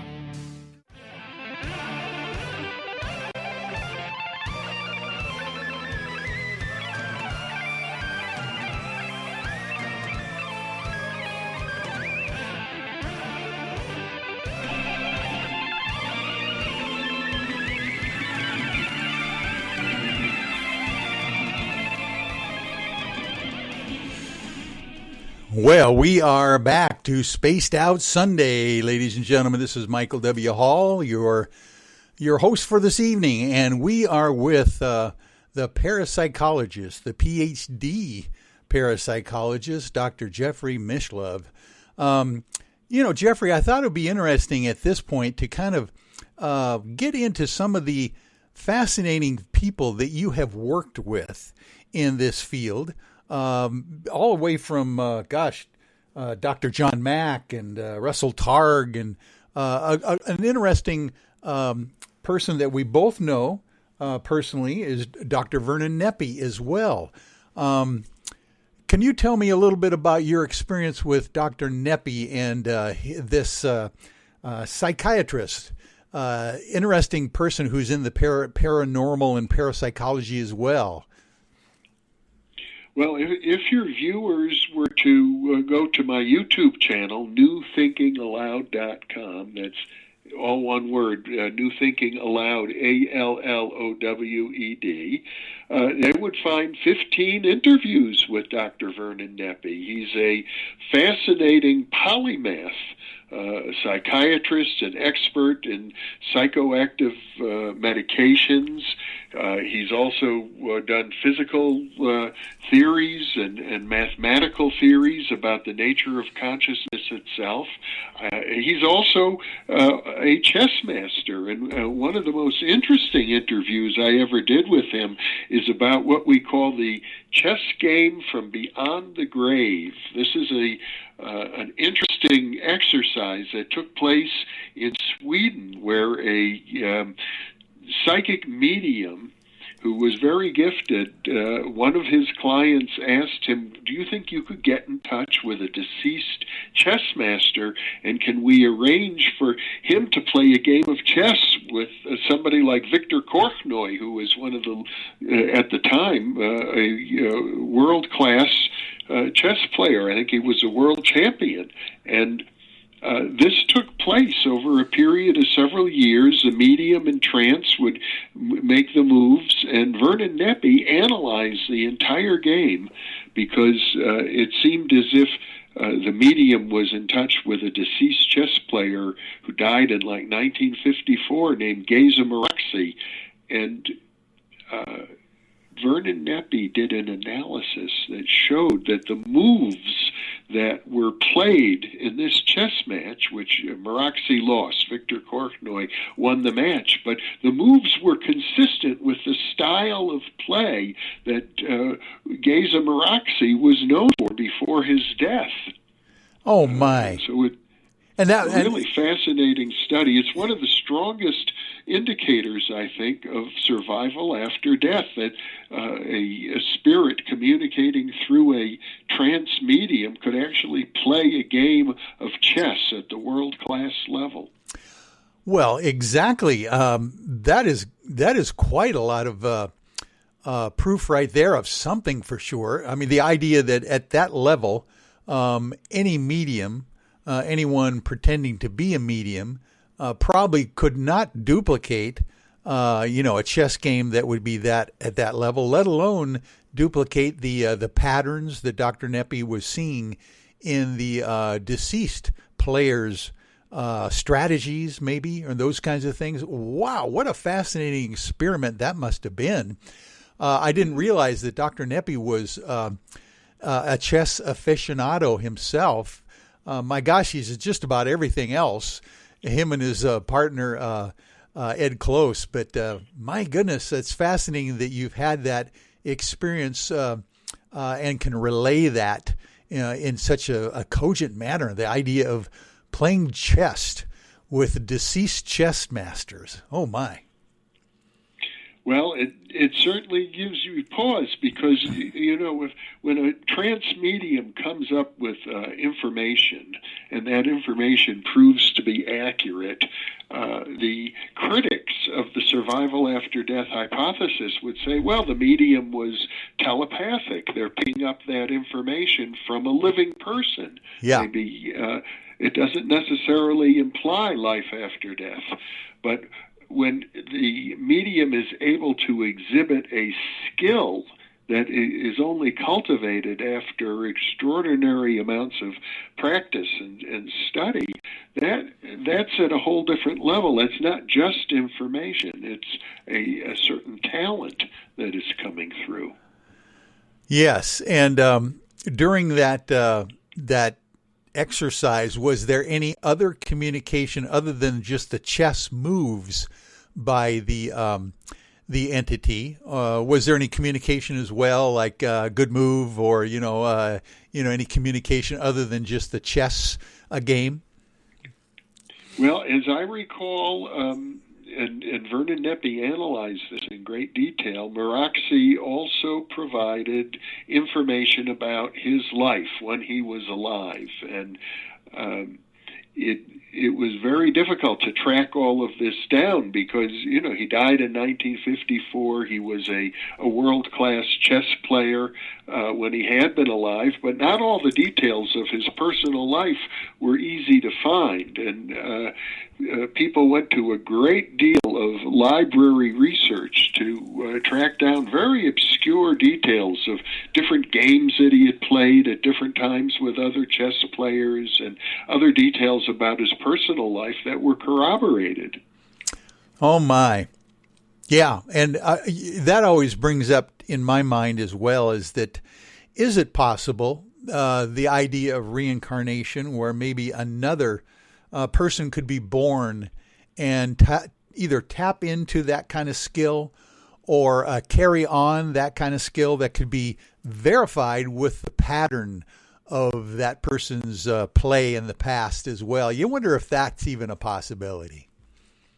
Well, certainly when you have a child prodigy like Mozart, for example, who could compose symphonies at a very young age, one begins to wonder. But I can tell you this, the field of reincarnation is of great interest to parapsychologists. And at the University of Virginia, there's an enormous database of over 2,500 cases in which young children, practically as soon as they can begin to talk, start providing information regarding their memories of having had a previous life. And in about half of those cases, researchers have been able to validate that information, get it recorded, and actually verify that the information accurately describes another lifetime. And furthermore, Michael, in many of these cases, the young children have birthmarks that correspond to death wounds of the life of the person who they remember. So it's not just a question of memories. They're actually physical traces that seem to pass on from one lifetime to another. Oh my! I had not heard of that idea of birthmarks potentially being a death mark from a previous life. In your experience, is that new life that has the birthmark, would they remember something about those birthmarks as being a death mark, or those kinds of things, or are they oblivious of it at that point? Well, one of the most extraordinary findings in the field of reincarnation is that a very high percentage of children who remember, because after all, most people don't seem to remember past lifetimes, but when they do remember, it seems to be an unusually high number of those cases had violent deaths. So that, there are bullet wounds and knife stab wounds and the like. And those seem to be correlated to the birthmarks of the young children. Oh, very interesting. But maybe not necessarily something that they would remember as a bullet mark, do you think? Or is that something that is found out later? Researchers are actually able to sometimes, identify the previous person and find the notes from the morgue or the autopsy or the doctor. So even if the child doesn't remember, but they often do remember. Yeah. It may be the violent death that sort of provokes the memory. Isn't that interesting? I would imagine that would, rather than a lingering natural death, if you might want to call it that, something being taken away from you very quickly and instantly like that might even precipitate a quicker reincarnation. Is there any studies in that regard about the length of period of time? Well, it's quite interesting because in different cultures, the length of time between lifetimes seems to vary. Wow. And so it suggests to researchers that the course of, you could say, the journey of a soul from lifetime to lifetime is influenced by cultural factors, by belief systems, by expectations. Isn't that fascinating to think that reincarnation might be something tied to culture? Because I would imagine a lot of people would think that, reincarnation could be intercultural for sure. You would maybe come back as someone from another part of the planet, and have that well-rounded experience. But you're saying that potentially people seem to kind of, that would make sense too, because some people will say that we kind of reincarnate within the same soul families or people that we are affiliated with as well, in maybe our social structure also. Yeah, there is a tendency, I think, for people to remain within the culture from lifetime to lifetime, but not always. There are many cases where people may die on one continent and get reborn in another. If one is to take the data from children's memories at face value, I hear from people in the fundamentalist Christian community who claim that no, actually what's going on is that there are demons who are knowledgeable and are providing this information to the susceptible young children in order to confuse them. Right. But I have to say that hypothesis is much harder to swallow than the reincarnation hypothesis. It seems a much more straightforward explanation of the data. Yeah, definitely. And in the Jewish tradition as well, what have you come across in that tradition as far as reincarnation goes? I haven't really thought of that connection, but I suppose there would be some. Well, yes. Amongst Orthodox Jews, reincarnation is accepted. I believe the term for it in Hebrew is Gilgul. But Jewish people believe that if you're Jewish, you'll always be reincarnated as a Jewish person. However, there was a very interesting study by the rabbi, as I recall, who looked at the reincarnation of Jewish people who died in the Holocaust. And what they found is, no, they weren't always reincarnated as Jews, at least in terms of the memories of young children. So, in many regards, religious beliefs concerning reincarnation do not conform to the actual data, whether it's Jewish or Hindu or Christian. Religious beliefs get solidified through socially and cultural processes, and they tend to be dogmatic. And reincarnation research is a scientific endeavor, so the findings are based on the empirical data, and in many regards, for example, the idea of karma. If you were a very bad person in a previous lifetime, the theory of karma would suggest you're going to be punished in your next lifetime because of that. But the data suggests something very different. It's, you could be a murderer in one lifetime and have a good lifetime following that. But what does seem to carry forward are personality characteristics. If you have certain strong personality tendencies, the suggestion is that they carry forward from lifetime to lifetime. Oh, that is fascinating in itself right there. Because, yes. And even physical features carry forward from lifetime to lifetime. Oh, my. I that brings up the recollection of David Wilcock, who has outwardly claimed that he might be the reincarnation of Edgar Cayce himself, that has some quite striking physical aspects of Edgar Cayce's face in David Wilcock's face as well. That brings up the famous sleeping prophet, Edgar Cayce. out there on the East Coast. Have you ever studied him at all and some of his theories in this regard? Well, it's very interesting because in the popular mind, people associate Edgar Cayce with parapsychology.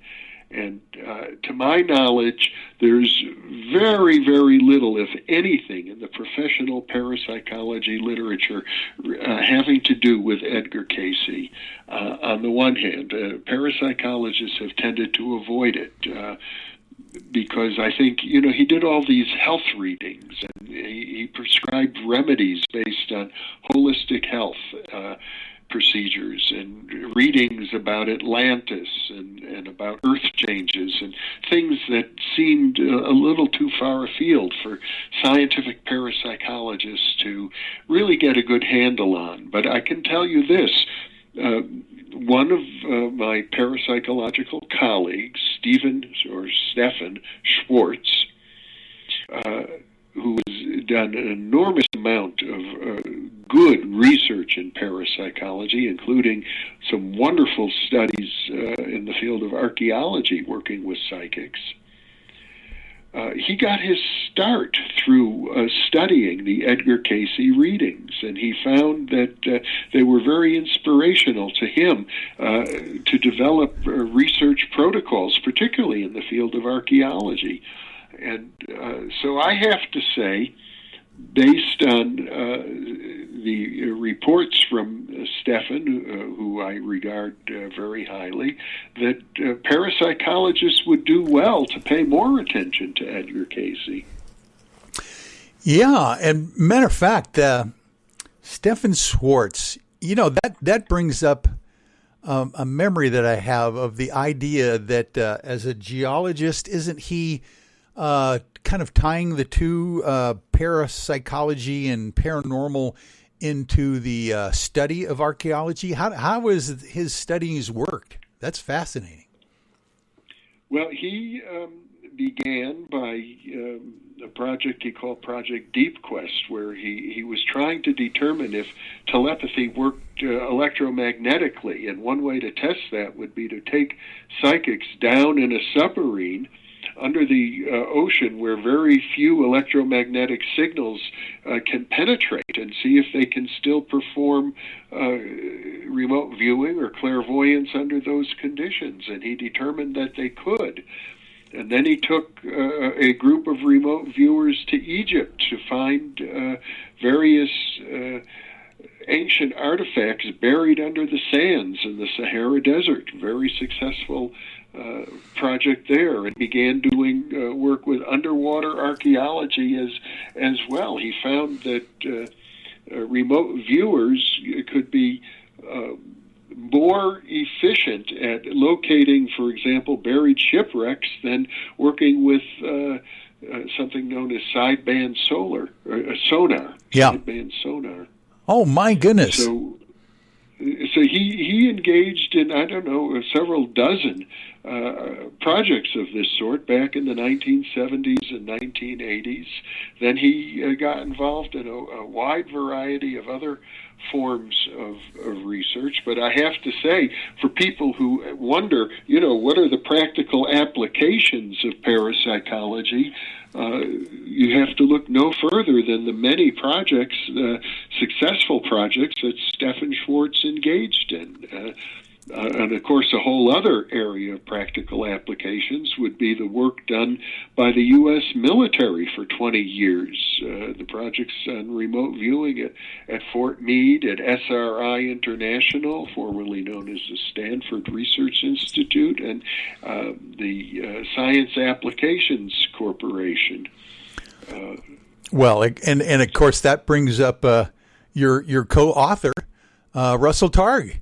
And some fascinating materials that you've collaborated with him on as well. Well, Russell is a dear friend of mine. I don't recall that we've ever published anything jointly, but I've done about a dozen interviews with Russell. Oh, wonderful! He is. I regard Russell as one of my closest friends.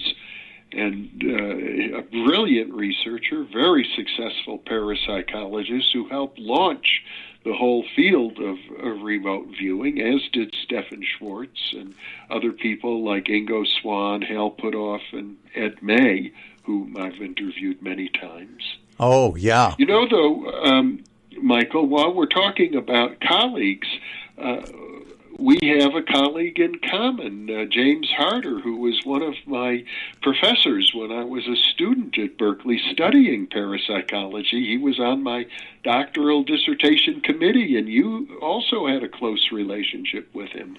Yes, you're right. Gosh, isn't that fascinating? It's a small paranormal world, let's put it that way. Yeah.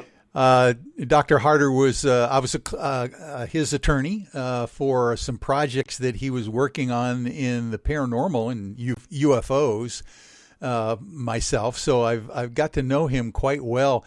You know, he is an interesting person in the fact that didn't he have his Ph.D. in hydrology or something very interesting? Hydraulic engineering, that's right.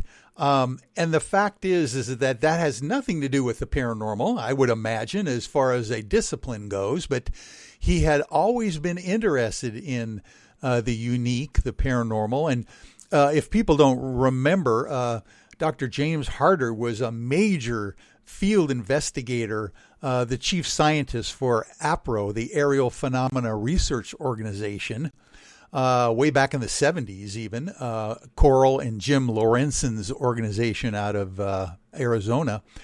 And he was the first researcher, Ph.D. level researcher, obviously, that got a hold of Travis Walton after his alleged alien abduction experience, and literally did a hypnotic regression with him and some of his other colleagues. So fascinating figure.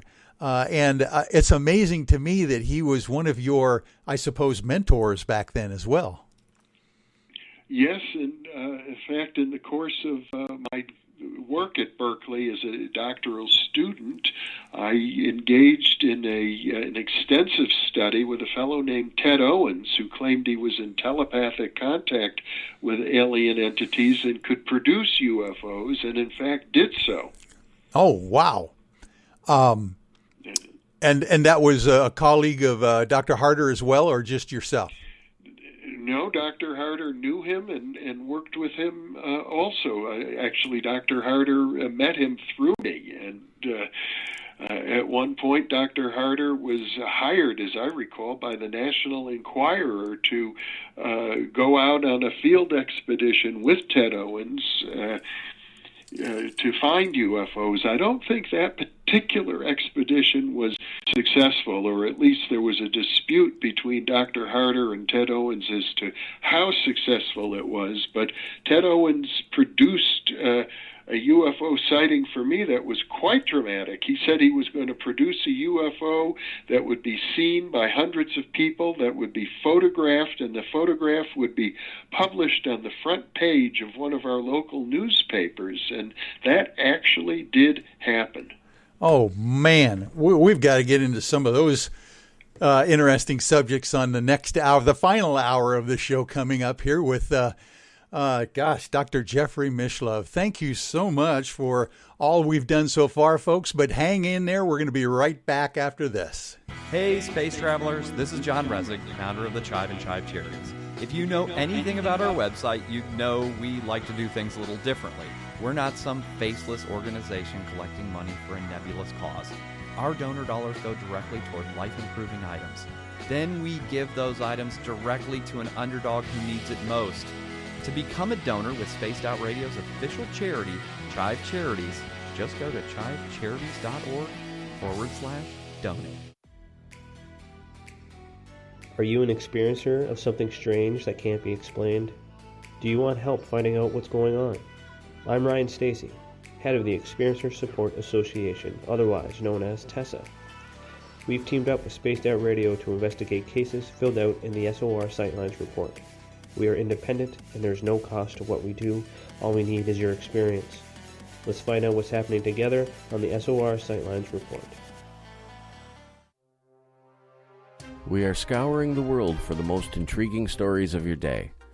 Take the time to read up on the SOR Newswire, where our team, led by Captain Shirk, will deliver to you some of the best paranormal and supernatural news, along with some stories that will blow your mind from the weird to the wacky. It's the news outside the news that piques interest, and that's what we're looking to deliver to you. The SOR Newswire, only at spacedoutradio.com. Hi there, this is Dave Scott, and I'm bringing you the Woo every Monday through Friday on Spaced Out Radio. I'm going all out to bring you the strangest, oddest stories and subjects I could find for your entertainment.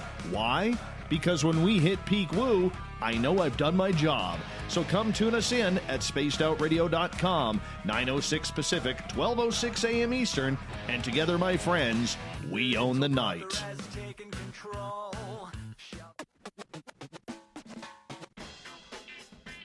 The SOR Vault is open for business, and do we have some cool swag for you to pick up? All you have to do is head over to our website and click on the SOR Vault.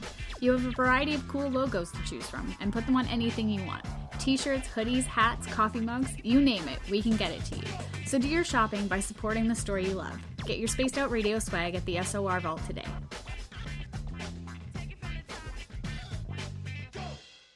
If you like it hot, real hot, then heat up your meals with Bumblefoot hot sauce. Get your Bumblefoot hot sauce today. The sauce, Bumblelicious, and the 4 million Scoville unit Bumble. We're going in hot, real hot, coming out even hotter. Keep the milk nearby and tantalize your taste buds tonight. Bumblefoot hot sauce, available now at kajans.com. Hello, space travelers. It's me again, Carl. Don't forget to join the Space Travelers Club for just $5 a month and follow Spaced Out Radio on Twitter at Spaced Out Radio. Our Instagram, Dave Scott SOR. Our Facebook page is Spaced Out Radio Show. Our archives are free at youtube.com/Spaced Out Radio. Come woo it up with Spaced Out Radio today. Bye!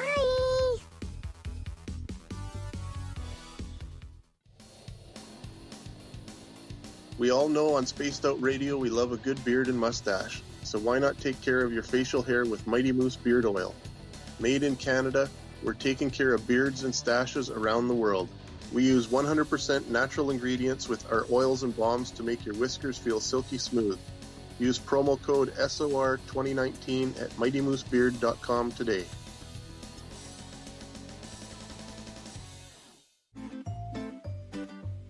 Looking for creative ways to get your company out in the public? How about advertising on Spaced Out Radio? Our sales department is waiting to hear from you, and we can work around any budget. From commercial spots to banners to special promotions, there are many opportunities to get your name and product out to our SOR listeners. For a price guide and more information, please contact us at sales@spacedoutradio.com. Get your horns up with me on Spaced Out Radio. This is Ron Bumblefoot Thal. Come tune in to SOR where you can hear me rock out with Little Brother Is Watching, the official theme song of Spaced Out Radio.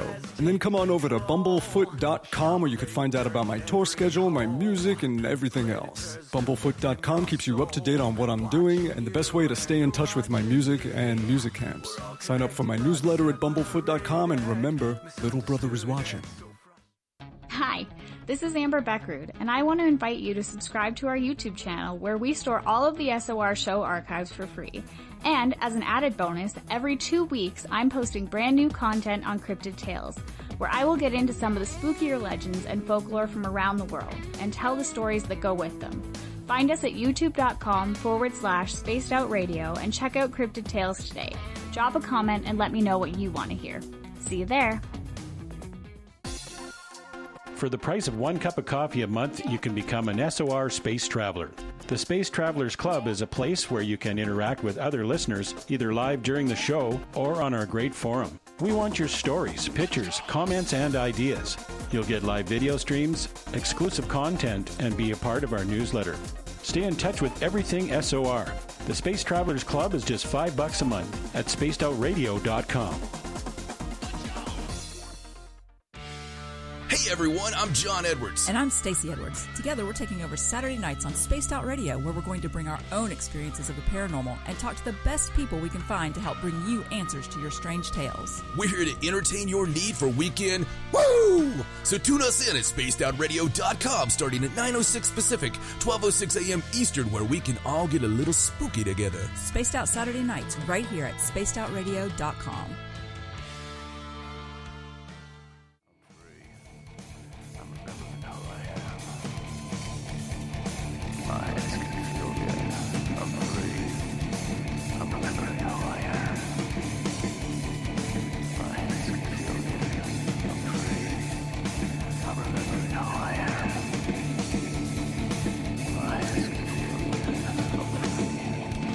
Well, welcome back to our third and final hour, ladies and gentlemen, of Spaced Out Sunday.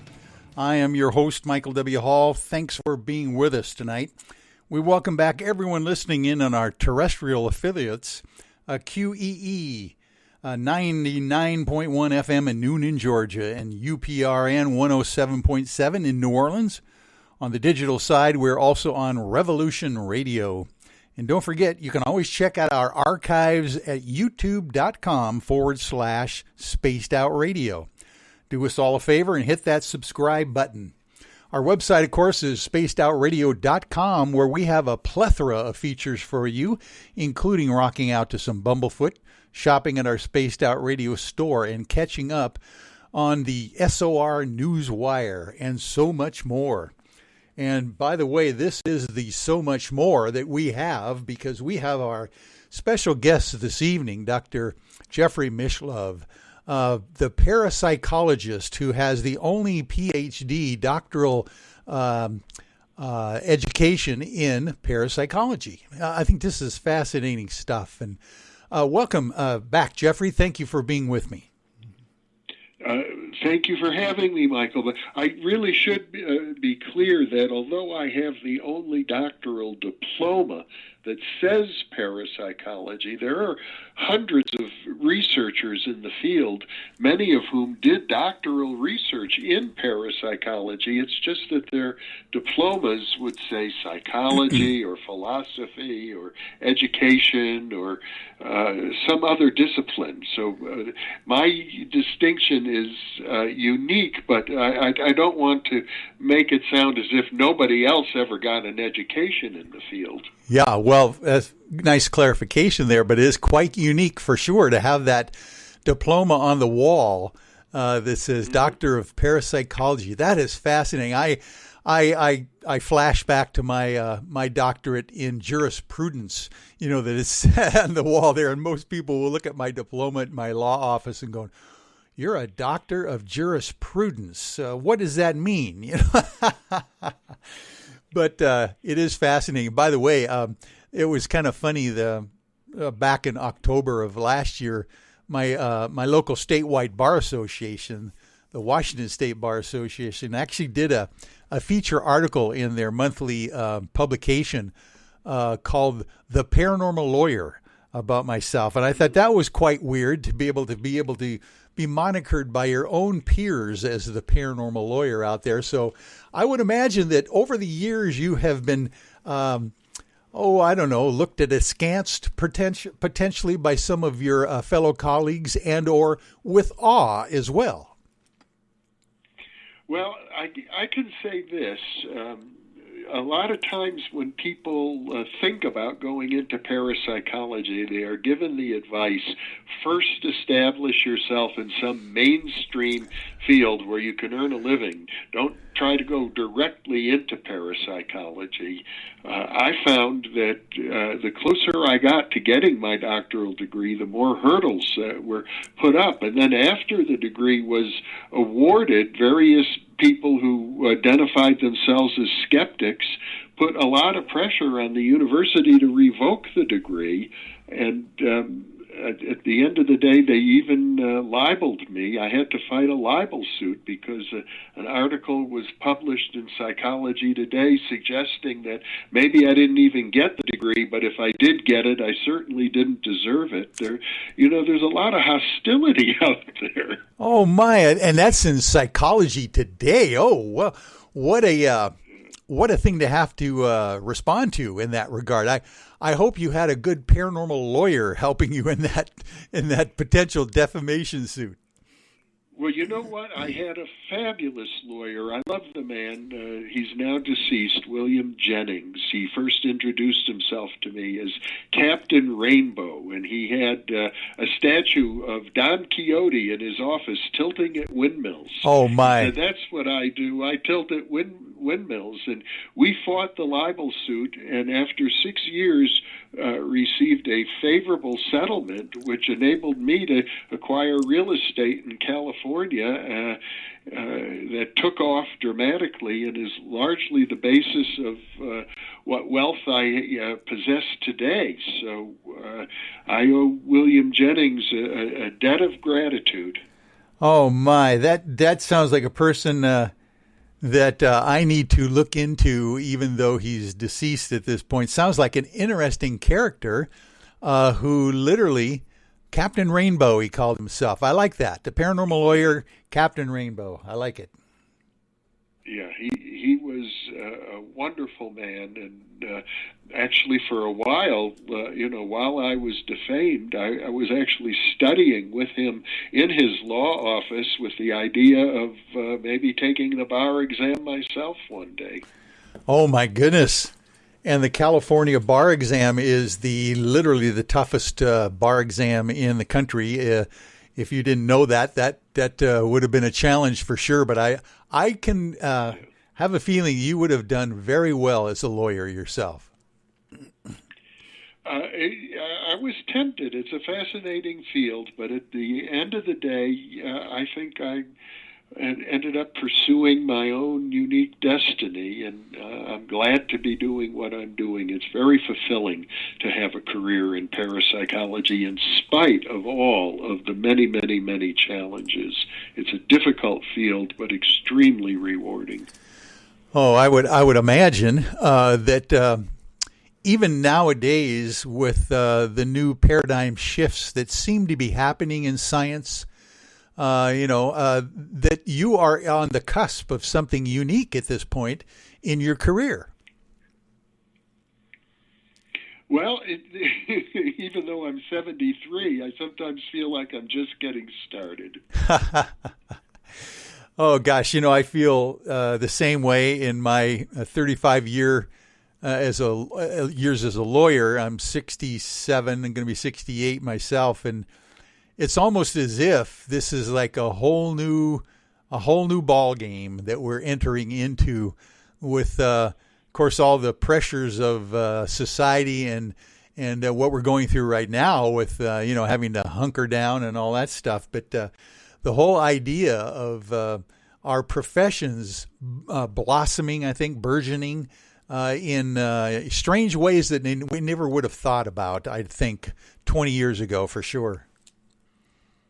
And perhaps the coronavirus situation is giving people a chance to, stay home and take stock of their lives and to begin to question, is our culture moving in the right direction? Are there some changes that we need to make with regard to our health, with regard to our attitudes, our consciousness, our politics? I think it's conceivable to me, at least, that some very positive things can come of all this. Well, I agree with you. I believe that there is some unintended positive consequences that come out of any kind of strife. The idea that people literally have more time to think now. Maybe they're even being forced to do that with the fact that they are not doing as much busy work as they normally do, and they don't have the routines that they normally have. I myself have found myself delving into subject matters and different things that I've always thought about but never really had the time to get into in these interesting times. I think you're right that there could be some positive aspects that come out of this whole idea. Well, if I could ask you, Michael, you've been engaged in a lot of intriguing UFO studies now for many, many years. I would imagine that you've also encountered some very unusual situations. Oh, exactly. Matter of fact, I think most of my life I would have been able to say, I never had a major sighting, report or anything like that up until the 2012 era, where literally I was coming home one night from a middle school parent meeting that I'd typically go to, once a month for my kids' schools, and I was at that point in 2012 going through quite a horrific divorce. And in reality, coming out of the car in front of my house, seeing a beautiful full moon that night. And for some reason, I was motivated to take 2 photographs with my iPhone 4S of the moon. And of course, if anyone knows, back in those days, you take a picture of the moon with a minimal iPhone, it's going to be quite underwhelming, but I just did it anyway. The next day when I plugged in my phone at the office to my computer, which kind of charges it up, and it always prompts me at that point, do I want to download the new photographs that I took the night before? I did that. So obviously on the laptop computer, these 2 photographs get much bigger than on my phone. And I noticed that below the full moon that night, hovering just above my house, but obviously a lot farther away from my house because it was below the full moon, was an isosceles triangle shaped kind of craft hovering below the moon with a giant red dot in the middle of it. I'm going, that is no way that belongs in that photograph. So I ran it through a couple of apps. I'm going to make this a short story of a long story, but when I enhanced the photographs, it literally was some kind of object hovering below the full moon that night. When, long story short, when I went to my camera roll, the camera roll made note in the metadata that those photographs were not taken at 8:37 p.m. that evening, the night before, but at 3:37 a.m., 17 hours earlier on the same day, January 10th of 2012.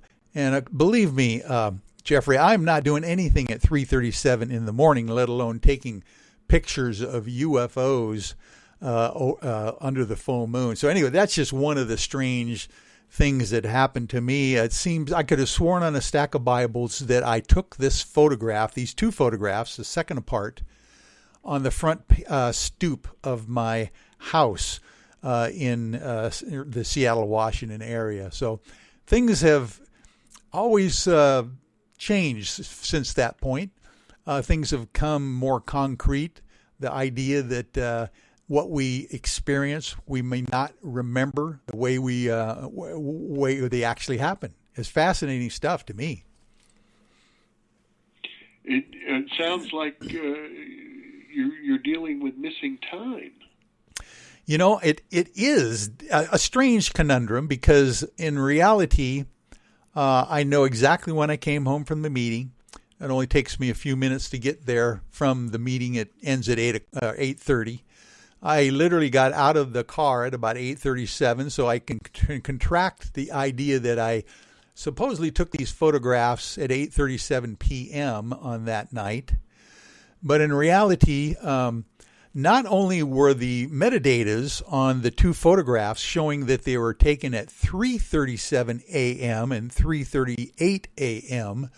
on the same day, but I had taken also a photograph of the sign-in sheet at the parent meeting that I went to, just to prove I was there, for my divorce process kind of thing. And that sign-in sheet photograph appeared after the 2 photographs that I took of the moon, kind of verifying the fact that the camera roll was correct and the fact that the metadata says it was taken before the actual pictures of or the picture that I took of the sign-in sheet. So literally, when I calculated it out, there is a 17-hour difference from when I thought I took the photographs to what the metadata says that I actually took the photographs. Mm-hmm.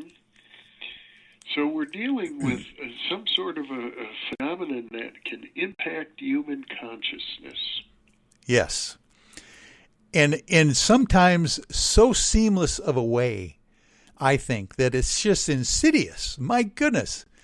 If an analytical guy like me, who actually did pass the bar exam, can't figure out when he actually took a photograph of something striking like the full moon, and the fact that literally I have no recollection at all of doing anything else other than taking a photograph at the front steps of my house, it just throws everything out the window as far as the idea of reality and what we experience.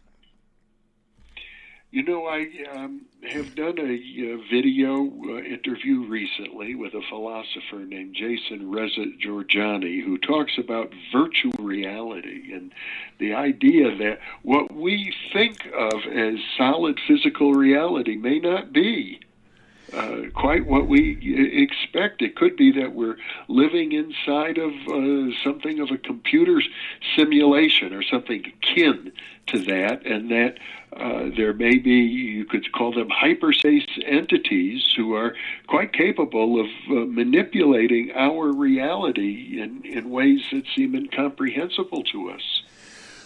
Oh my goodness. It just lets you realize that there are certain things that you experience in your lifetime that you kind of like discard because they don't fit into the analytical brain that you have on that left side of your head, where maybe you should pay more attention to those small little glitches in reality. It's fascinating to me to think that these things could be happening to us all the time, and we don't have the capability, or at least our brain doesn't have the capability of discriminating between those, strange things that happen to us. Well, and of course, most people put it out of their mind right away because who can you talk to about these things? They'll think you're crazy. Yeah, no, exactly. I mean, it's Dr. John Mack was a good example of the fact that the Harvard psychologist would be able to say these people are not crazy, but they're reporting unique things that don't fit into the major paradigm that we think about. And of course, as these stories accumulate, people are confronted with the potential for changing the paradigm, and I think that's where we are as a civilization. We're in the middle of a change, and these kinds of things happen, I think, slowly. It could take a century or more. Yeah, I would imagine that a century paradigm shift like that would be very, very in line with what things are going. I mean, if we even think back 100 years ago now, or even more than that, the idea that we only developed, heavier than air flight in airplanes in 1903, and here we are, doing all sorts of interesting things, exploring the universe. So 100 years from now, it would be very interesting to see what our great-grandchildren will be taking on as their own experience in reality. Mm-hmm. Well, speaking of heavier than air flight, there was a whole flap about airships in the United States in the 1890s, and these were not apparently dirigibles or balloons. They seemed to be heavier than air devices that were flying around the country, reported in dozens of newspaper stories. They'd land in farms and asked to be resupplied, and the inhabitants of these airships, as they were called, would say, oh, yes, this is being developed by investors in New York City, and pretty soon there will be a public stock offering. Yeah. So there is the suggestion of, some sort of who knows what, secret government or industrial projects going on long before the Wright brothers first flew an airplane in Kitty Hawk. Well, you're exactly right. I mean, that's the classic story of Aurora, Texas, back in 1897, where this large dirigible kind of craft, but had rotors on it and could actually maneuver quite efficiently, literally ran into the local judge's tower, as far as his windmill.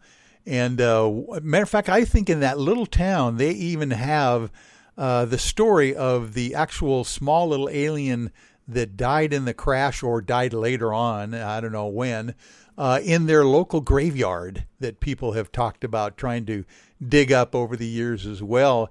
You're right. Those were not just in one location. There seemed to be a wave of those craft at the turn of the century of showing up all over the planet, and literally people with quite sophisticated capabilities of reporting these things were reporting very similar things in different places around the United States for sure. I wonder if there was any reports in different countries, but definitely in a big flap in the United States. And of course, that always brings me down to the whole idea that this Admiral Wilson smoking gun memo that people have been talking about, where scientist Eric Davis had supposedly interviewed Admiral Wilson, Joint Chiefs of Staff, second in command, about UFOs, and they were actually talking in that document about craft and individuals that could travel through dimensions, as far as that goes. So, I mean, when you're talking about the military, maybe even scientists talking about traveling through dimensions or dealing with different dimensions, that brings a whole other ball game to the fore. Well, it makes sense when you consider that one of the major theoretical developments in physics today is superstring theory, and it postulates a physical universe of 11 or 12 different physical dimensions of space that are invisible to our normal senses, but are quite real and can be understood mathematically. Oh, yes. And of course, then you're echoing our good friend Dr. Vernon Neppy as well with his theory of multiple, consciousness and different dimensions as well. Fascinating stuff. Mm-hmm. Gosh. Well, yeah. I tell you what, we've got one last segment to go to in a commercial here. If you're willing to stick with me, Jeffrey, we've got just a few more minutes left in the show, and I'd love to be able to bring you up onto the top of the hour if I could. Happy to do it. Okay, well, we'll be back, folks, on Spaced Out Sunday. Need that weekend supernatural fix? Look no further than Spaced Out Saturday right here at spacedoutradio.com. I'm Stacey Edwards. And I'm John Edwards. Each Saturday night, Stacey and I are going to bring you the best in paranormal, cryptids, UFOs, you name it, and we're going there. It's all about the experience and to share the knowledge with all of you. So tune us in every Saturday night on Spaced Out Saturdays, starting at 9:06 p.m. Pacific, 12:06 a.m. Eastern, only at spacedoutradio.com. I'm feeling a little spicy tonight. What to do? Why not get Bumblefoot? 4 million Scoville units of pure hard rock. Bumblefoot hot sauces come in 3 flavors. The burning Bumble. Tone it down a bit with Bumblelicious and throw the sauce on everything. Spice it up. Bumble me, baby. Bumblefoot hot sauce. Get it today at CHIVE.com. Are you looking for great advertising value for your company? Look no further than Spaced Out Radio. We have a multitude of places to get your name out there, including commercial ads during the show, special promotions, and banners on our website. Our audience is proven to support the companies that support our show. We can make your budget work for you. So for more information, please contact us at sales@spacedoutradio.com. Hey everybody, the SOR Space Travelers is open. For just $5 a month, you can hang out with Dave and our crew privately in our members-only section. With your signing, you'll receive newsletters on what's going on with Spaced Out Radio. You'll have direct contact with the host during the show in our chat, live streaming videos, and a great forum for your posts and more. Become a space traveler now at spacedoutradio.com.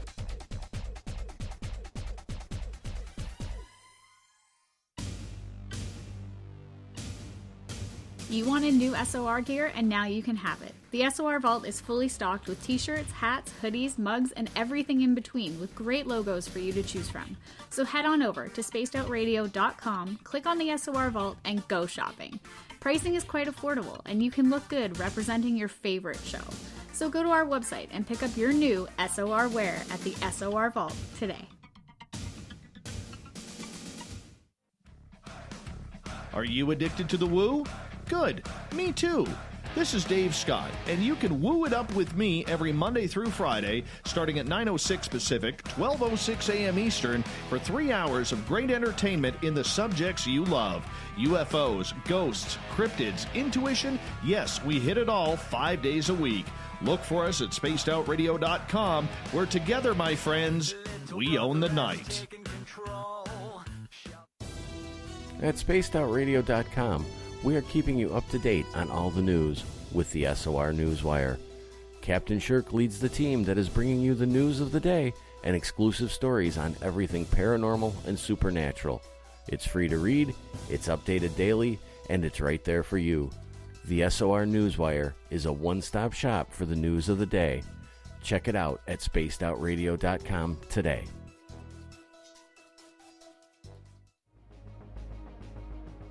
Hello everyone, this is Ryan Stacy from the Experiencer Support Association, otherwise known as THAL. We're glad to team up with Spaced Out Radio to help investigate your experiences on the SOR Sightlines Report. Together, we'll investigate the strange sightings and occurrences you've had. We're looking for answers just like you. So fill out a Sightlines report on the Spaced Out Radio website and let's figure out what's going on together. Hey Spaced Out Radio fans, it's John Resig, founder of the CHIVE and CHIVE Charities. Our goal is to make the life of veterans, first responders, and those with rare medical conditions 10% happier. We do this by donating one grant item, ranging from dance to therapy programs to prosthetic limbs, to those who need it most. To contribute to Spaced Out Radio's official charity, head over to chivecharities.org and become a donor today. Hello, this is your guitar man, Ron Bumblefoot Thal, and I have to tell you, I love the response I get for Little Brother is Watching from Spaced Out Radio fans. It's amazing how music can inspire and make people think deeper about what's going on in the supernatural world. You can head over to my website, bumblefoot.com, to check out my music, my guitar workshops, my touring, even check out some of the hot sauces that I'm working on. And make sure you keep on listening, because with Spaced Out Radio, you know Little Brother is watching. From the heartlands of Canada to beards around the world, we know how to take care of you. Fill your follicles with the Mighty Moose Beard Oil. All our oils and balms are handmade and 100% natural ingredients because we care about your beard. And hey, use the promo code SOR2019 and get your Mighty Moose Beard Oil today. You can check us out on our website, mightymoosebeard.com.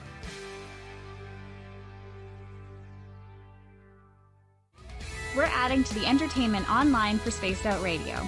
I'm Amber Beckard, and I want to invite you to subscribe to our YouTube channel and check out Cryptid Tales, where I will take you on a journey into some of the strangest legends and lore from around the world, relaying the stories to you of the strange creatures and experiences that people have had throughout time. You can find Cryptid Tales at youtube.com/Spaced Out Radio. And while you're there, don't forget to check out our free archives and leave a comment. See you there.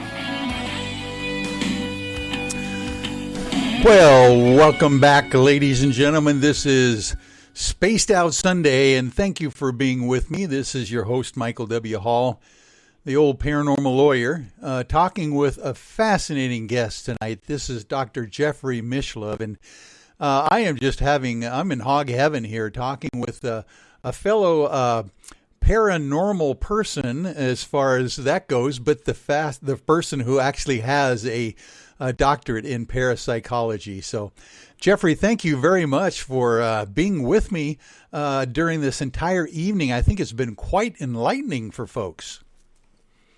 Well, it's a pleasure to be with you, Michael. And by the way, I got to thinking during the break there that I've kind of been laxed in the fact that I haven't actually mentioned your New Thinking Aloud show, and I want to make sure people can find you and some of the fascinating interviews that you do as well on YouTube and on television. Tell us a little bit more about New Thinking Aloud. Yes, it's spelled New Thinking Aloud, all one word, ALLOWED, and you can go to newthinkingaloud.com. I've been doing this particular YouTube channel now since 2015, and it's really a continuation of the program that I had on public television that ran from 1986 through 2002. That was called Thinking Aloud, and we were out on the satellite one time, carried by about 120 public TV stations throughout North America. Prior to that, as I mentioned in the first segment, I was doing radio, starting at KPFA in Berkeley. So I've been conducting interviews now since 1972, nearly half a century. It's been one of the great pleasures and privileges of my life to have spoken to well over 1,000 people about their experiences exploring the frontiers of consciousness, and I'm just delighted to be able to share that with an audience. Now, if people tune into our YouTube channel roughly about half an hour ago at midnight Mountain Time, where I am in Albuquerque, we just released a video with Lynn Buchanan, who was one of the remote viewers who was part of the Fort Meade program for many years, funded by the U.S. government. And he is a person about whom the film Men Who Stare at Goats was at least partially based on. The actor George Clooney played a character named Lynn with the unusual spelling, the same as his, Lyn. And that character is at least partially based on Lynn Buchanan himself, and he discusses the movie in this interview, as well as many inside stories about his work as part of the government remote viewing program out of Fort Meade. So we cover remote viewing extensively with many interviews of the scientists who worked on that project, as well as remote viewers. I cover UFO research, particularly interested in the philosophy behind these things. Sometimes it's called the philosophy of idealism or panpsychism or mind-body dualism, the alternatives to the materialistic metaphysics that seems to dominate the academic institutions these days and dominates our culture. People get so caught up in a materialistic lifestyle that they think that their value as human beings is dependent upon how much money they can and other forms of wealth that they can accumulate. It's that sort of thing that is creating so many problems in the world today. I suspect that metaphysical materialism is very much related to ethical materialism, and people get caught up in a rat race trying to chase after the buck. It affects their health. So that's another area we focus in on, is holistic health. Oh, wow. That's fascinating stuff.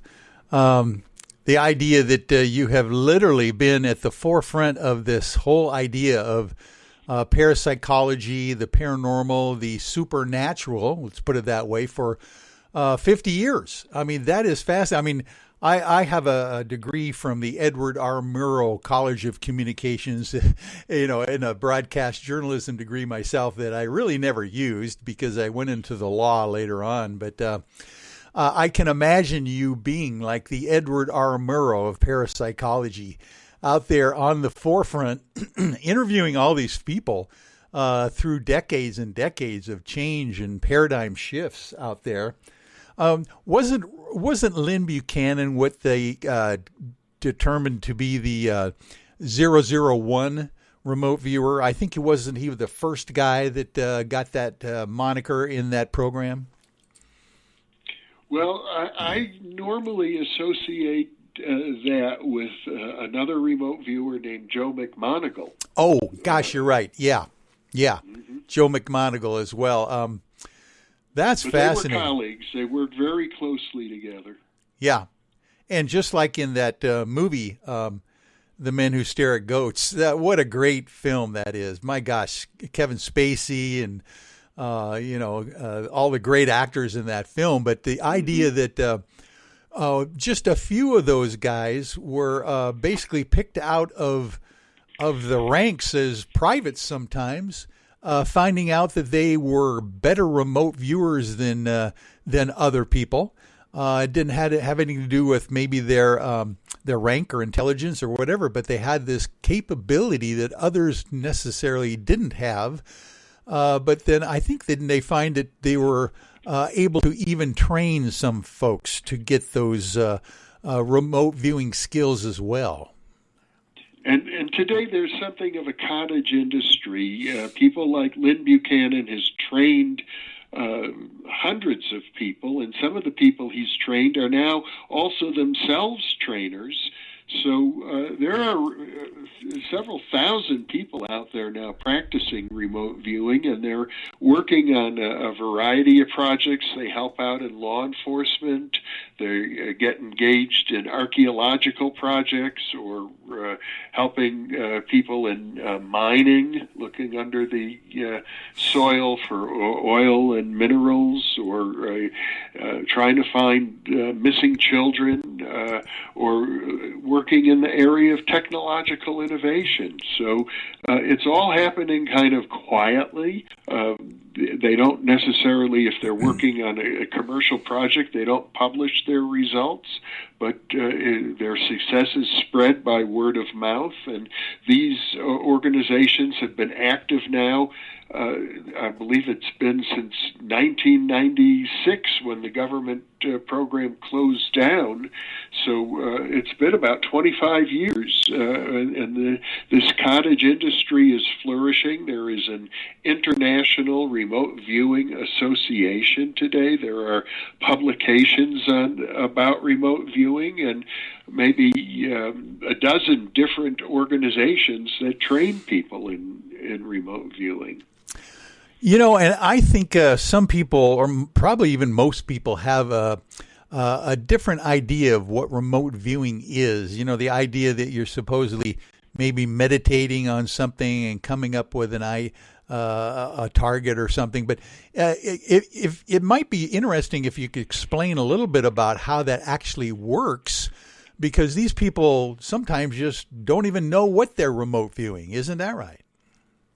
Well, there are many different protocols and styles of remote viewing. I first engaged in it at SRI International back in 1976 at the time. And you walk in, and this is a big military industrial think tank. It's very exclusive and filled with some of the world's top scientists. And I had lunch with Hal Puthoff and Russell Targ in their cafeteria, and then they bring me up to a sealed room that is protected from no radio signal can even penetrate that room. And then Russell Targ asked me to relax, and one of his colleagues, it turned out to be another physicist, Elizabeth Rauscher, was going to get in her car and go to some remote location chosen at random. And Russell and I just relaxed together. We had a conversation. Neither of us had any idea where Elizabeth would be going, because the selection for the target site wasn't made until after she left the building. And at the appointed time, Russell says, just close your eyes and ask your subconscious mind to give you impressions of where she is. And I began reporting my raw impressions and drawing some pictures and diagrams. And then when she returned, I was able to compare those impressions that I had and drawings that I had made with the actual target. And it was a striking hit, although I have to say this, you could have held up my drawing with a picture of the target and they were almost a perfect match. But in my mind, I had interpreted it as something completely different. In that first experience, for example, the target was a highway overpass across Highway 101 in Palo Alto. But what I drew, even though it looks exactly like the highway overpass, I imagined it was a rack of clothing in Macy's. Oh. Which was an example of what they call in remote viewing research analytical overlay. So the key is just to report your raw impressions without trying to interpret them, because you can easily misinterpret the impressions that you get. And this is where to be a professional remote viewer and do this over and over again, time after time, it requires a lot of discipline and sometimes years of practice and training to get really good at it. But the people who stick with it, even if they don't think they have any psychic ability to begin with, can become amazingly proficient. Wow. Yeah, that is fascinating. The idea of the overlay of your analytical mind potentially interpreting what your maybe right brain is causing you to write down on a piece of paper. That's fascinating. I didn't really realize that would be an issue with some remote viewers trying to interpret what they're actually drawing or experiencing. So that's where the training comes in, I would imagine. Yeah, the general philosophy is this, that everybody is already psychic, that remote viewing training has nothing to do with training you to be psychic. The training is about taking that psychic information from the unconscious mind and bringing it up to consciousness without distorting it. Wow. Yes. And, you know, as I age gracefully, hopefully, I am learning that life seems to be a lot more subtle than I remember it as a younger man.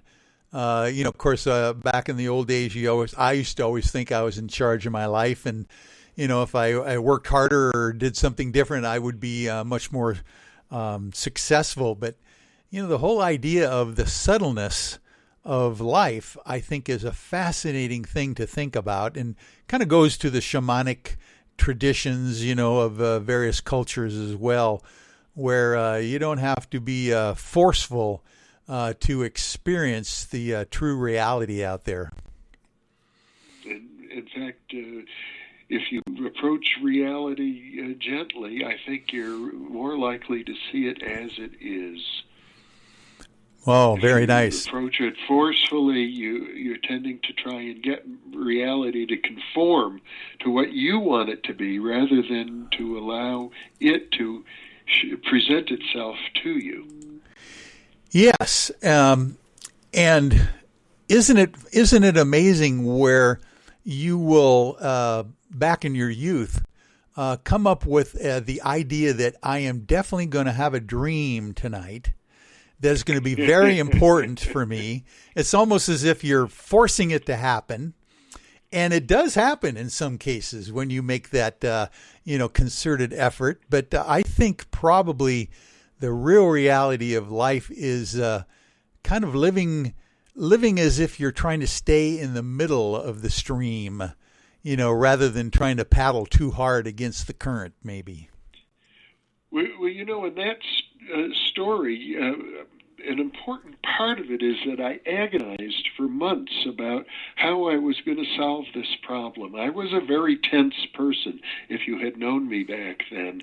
And I think part of being able to relax into it and to get into the flow is you have to tense up first. People who try to relax, if they just say, relax, it's hard. But if you tense, if you tighten every muscle, for example, and then you relax, you can go into a deep state of relaxation. And metaphorically, that's what I did over these months before I had that dream. Yeah. It changed my life. I was really focused intensely and very tense. And then at some point, I just said, okay, I'm going to relax and let it happen. And it did. Oh, my. And I tell people, Michael, what is the lesson of that experience that I can share with people? It's that if you determine that you are going to become the best version of yourself, the universe will cooperate with you and help you. Oh, that's fascinating. I enjoy that visual thought, the idea of becoming the best version of yourself.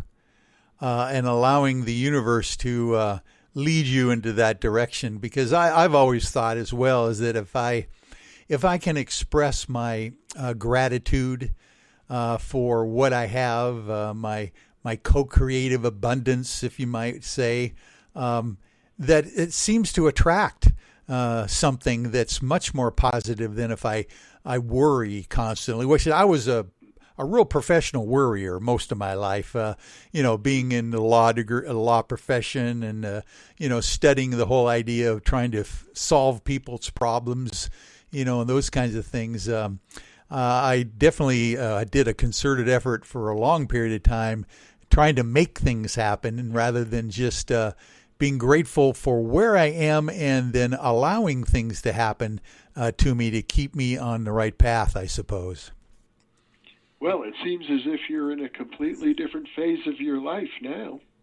Oh, I am. It's just fascinating. I think you look back on your life and you, like you mentioned, you were a total different person maybe decades ago than you are now.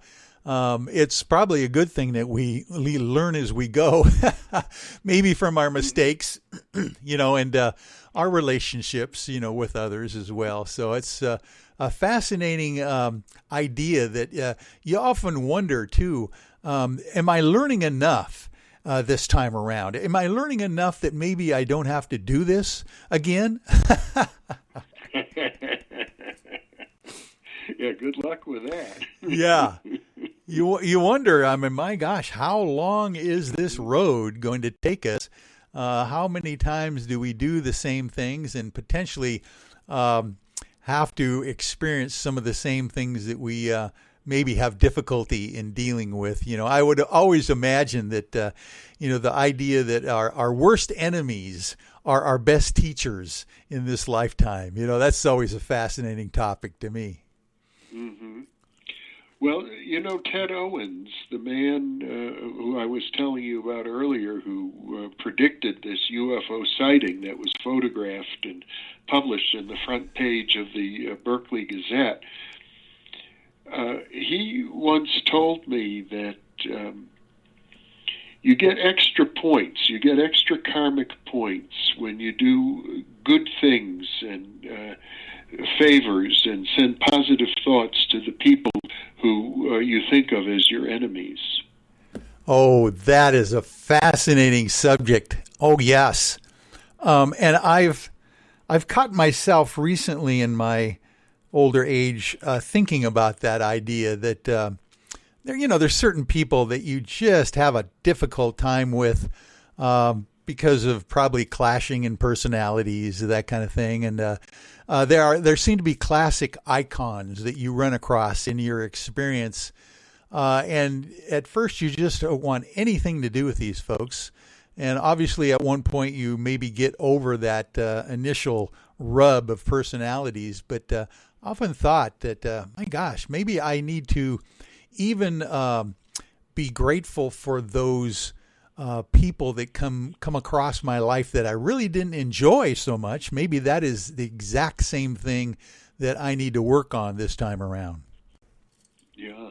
I had a mentor when I was younger, Arthur M. Young, who founded the Institute for the Study of Consciousness in Berkeley, and also was the inventor of the Bell helicopter, and invited me to live with him for a while. And he studied alchemy, amongst other things. And one day he said to me, "Do you know what the philosopher's stone is?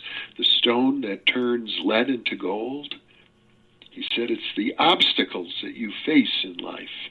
That's the philosopher's stone." Oh my! The idea that those obstacles are the materials that you can use to turn into gold. Fascinating analogy in that regard. I love it. Yeah. Oh my! It helps you to turn yourself from lead into gold. Yeah, exactly. The ultimate philosopher's stone. Fascinating stuff. Well, Dr. Jeffrey Mislove, this has been just a real pleasure for me. I really want to thank you for the time that you generously spent with us tonight here on Spaced Out Sunday. And let's one more time tell folks how they can go and find out some of your podcasts, the things that you're working on lately. Make sure that we get that newthinkingaloud.com in there as well, right? Right. It's ALLOWED, New Thinking Aloud. Although if you go to New Thinking Aloud, ALOUD, you'll get there as well. But the correct spelling is ALLOWED, New Thinking Aloud, and it's a YouTube channel. There are right now nearly 1,000 videos up on that channel. Oh my goodness! Available. Oh, that is just a legacy that we will all relish, I would imagine, here in the very near future. And I would sure love to see you back on a mainstream media. Public television or anything like that. Wouldn't that be fun to get you back on the air? Well, maybe that'll happen. Hold that thought. We'll see. That's right.